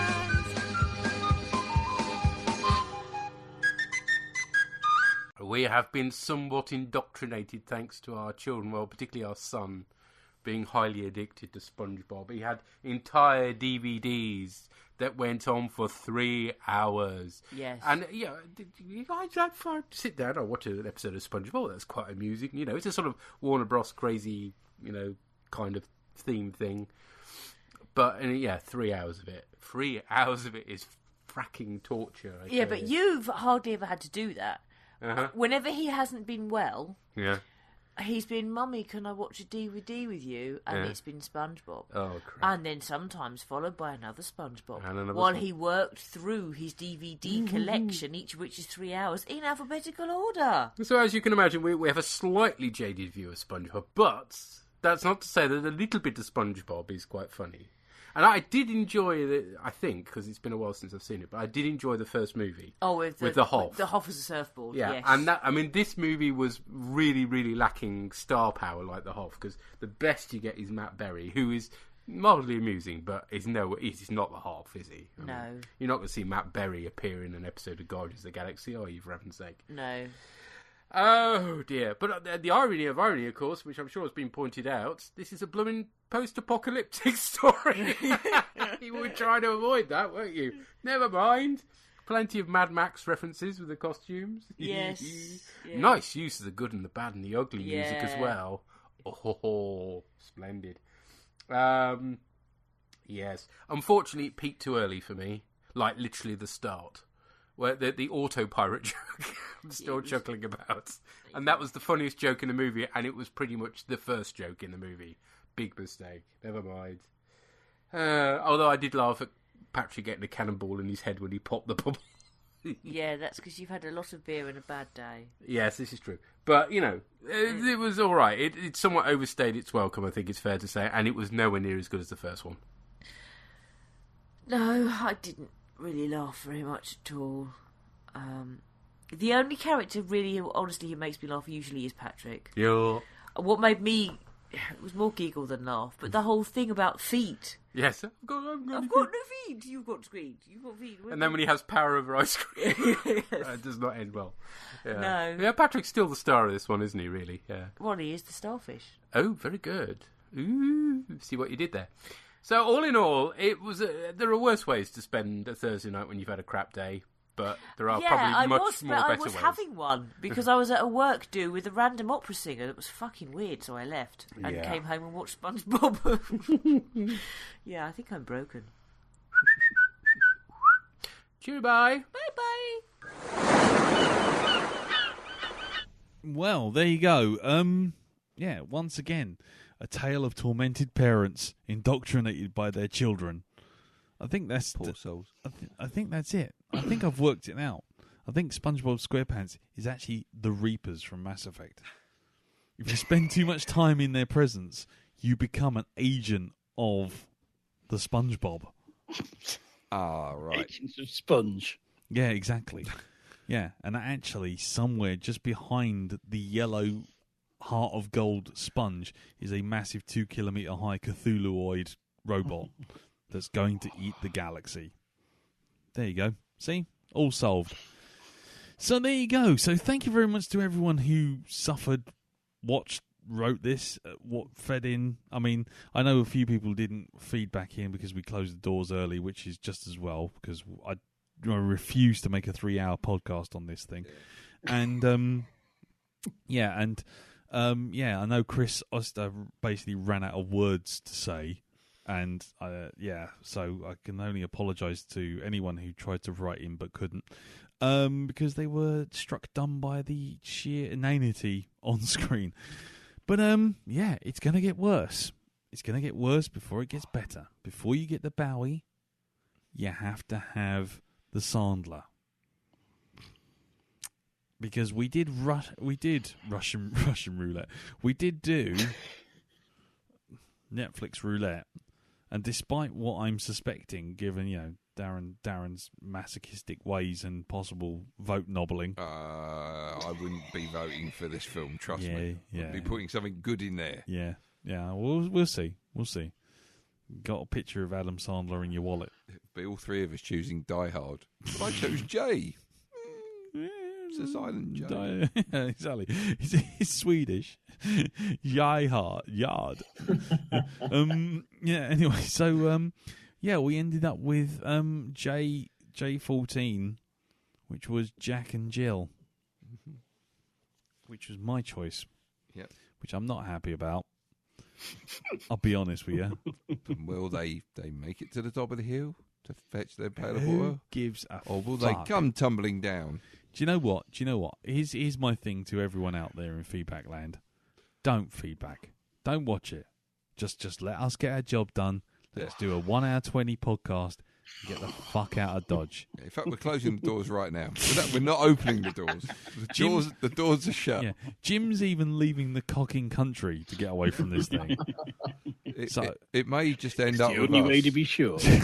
Exactly. It may just end up with us getting 3 iPhones and having Siri just talk to itself. Exactly. About Jack and Jill. Just record that as the review. Yeah, I think so. So ladies and gentlemen, it is on Netflix. It is Jack and Jill. It is Adam Sandler. It is the first Adam Sandler movie on our list in nearly 8 years. We could have picked anything in 8 years. We could have had Happy Gilmore. Could have had Punch Drunk Love. Yeah. We could have had anything. We could have had The Wedding Singer. We could have. But instead Click. What? Click. Fuck off.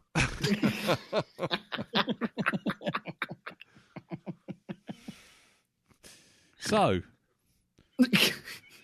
moving on from that, you fucking Water boy. You knob jockey, water boy. Oh man. Anyway, so so we're gonna watch Jack and Jill. I'm not even gonna give you the feedback address. I'm not even gonna give you the website address. I'm not even gonna give you any address. Don't feedback. Don't watch it.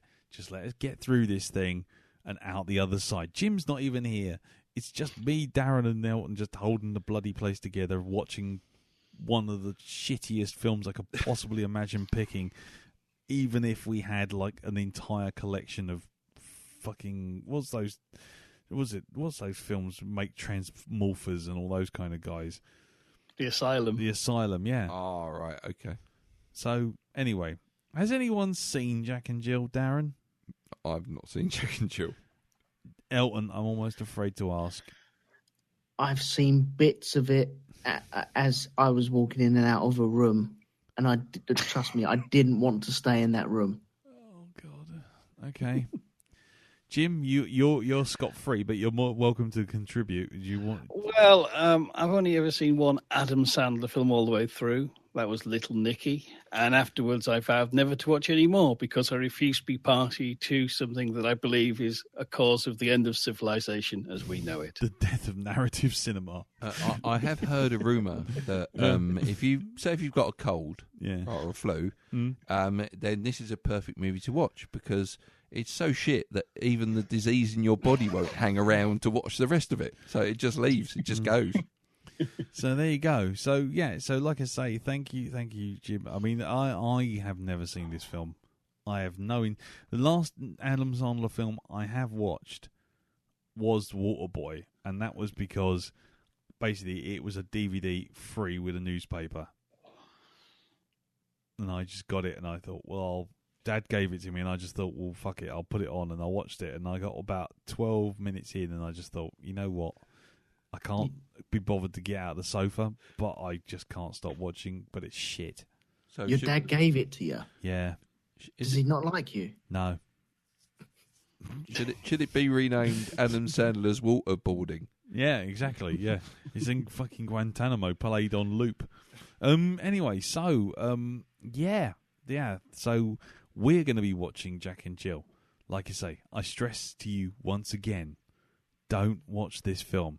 Don't feed back in. Just don't. Anyway, if you somehow manage to do that, we will, of course, play your feedback. And God help you. If you watch this and we don't get your feedback in because doors have closed, you've only yourself to blame. That's all I'm saying. So, anyway, before we go, thank you again, everyone, for listening. But before we go, Elton and Jim, do you want to tout your wares? Jim? Yes, you can hear me on my own show, Hypnagoria, where the episode just dropped. I'm reading a classic ghost story with more than a touch of Woodhouseian humour to it. Yes. And coming this weekend, yes, the show is going on, even though I'm going away. We're going back to the history of zombies and looking at the zombie films in the 1930s. Brilliant. Looking forward to that one. Cool. And yes, I've just finished your story. I was listening to it on the way home tonight. So that's really good. I like that. Cool. Okay. And Elton. Okay, you ready? Yes. First off, we have Shonky Lab, where we have myself, Mr. Lee Harvey, and our roving reporter, Mr. Lee Medcalf. Never heard of him. Walking around London, asking people about flying ants and peanut butter. Yeah. Bravo to that man there. You can find that on shonkylab.com and iTunes and all the other places. Myself and Andy also recorded a Band of Brothers episode, which is out now. That's over at iTunes under the Band of the Brothers podcast and the Grand Prix podcast as well, which is also in iTunes. So please go check all that shit out. Brilliant. Okay, and you can also hear me on Space Doc Jury pretty much every Sunday at spacedocjury.com and on iTunes. And I think we've got it on Stitcher, but it's definitely on YouTube if you search it out as well. So, yeah, there you go. So, thank you very much for listening. Thank you to everyone who sent in feedback. Thank you, Darren, for your fantastic Bubbles cosplay. That's not a problem. I should be giving tips. I'll maybe even release a book on how it was done. I think it's remarkable. So, yeah, great. He's been sitting here wearing it all the time while we've been recording. Yes, just strapped to his head. I'm going to work like it tomorrow. Yeah, brilliant. And yes, join us next week for Jack and Jill. And like I say, don't feed back in. Just don't. Okay, just don't. Just think of us. Let us go to bed early. Yes, for a change. Yes. So, good night. Until next time, take care. Thanks very much, and we'll see you next time. Teddy, bye. Bye. Bye-bye. Ta-da.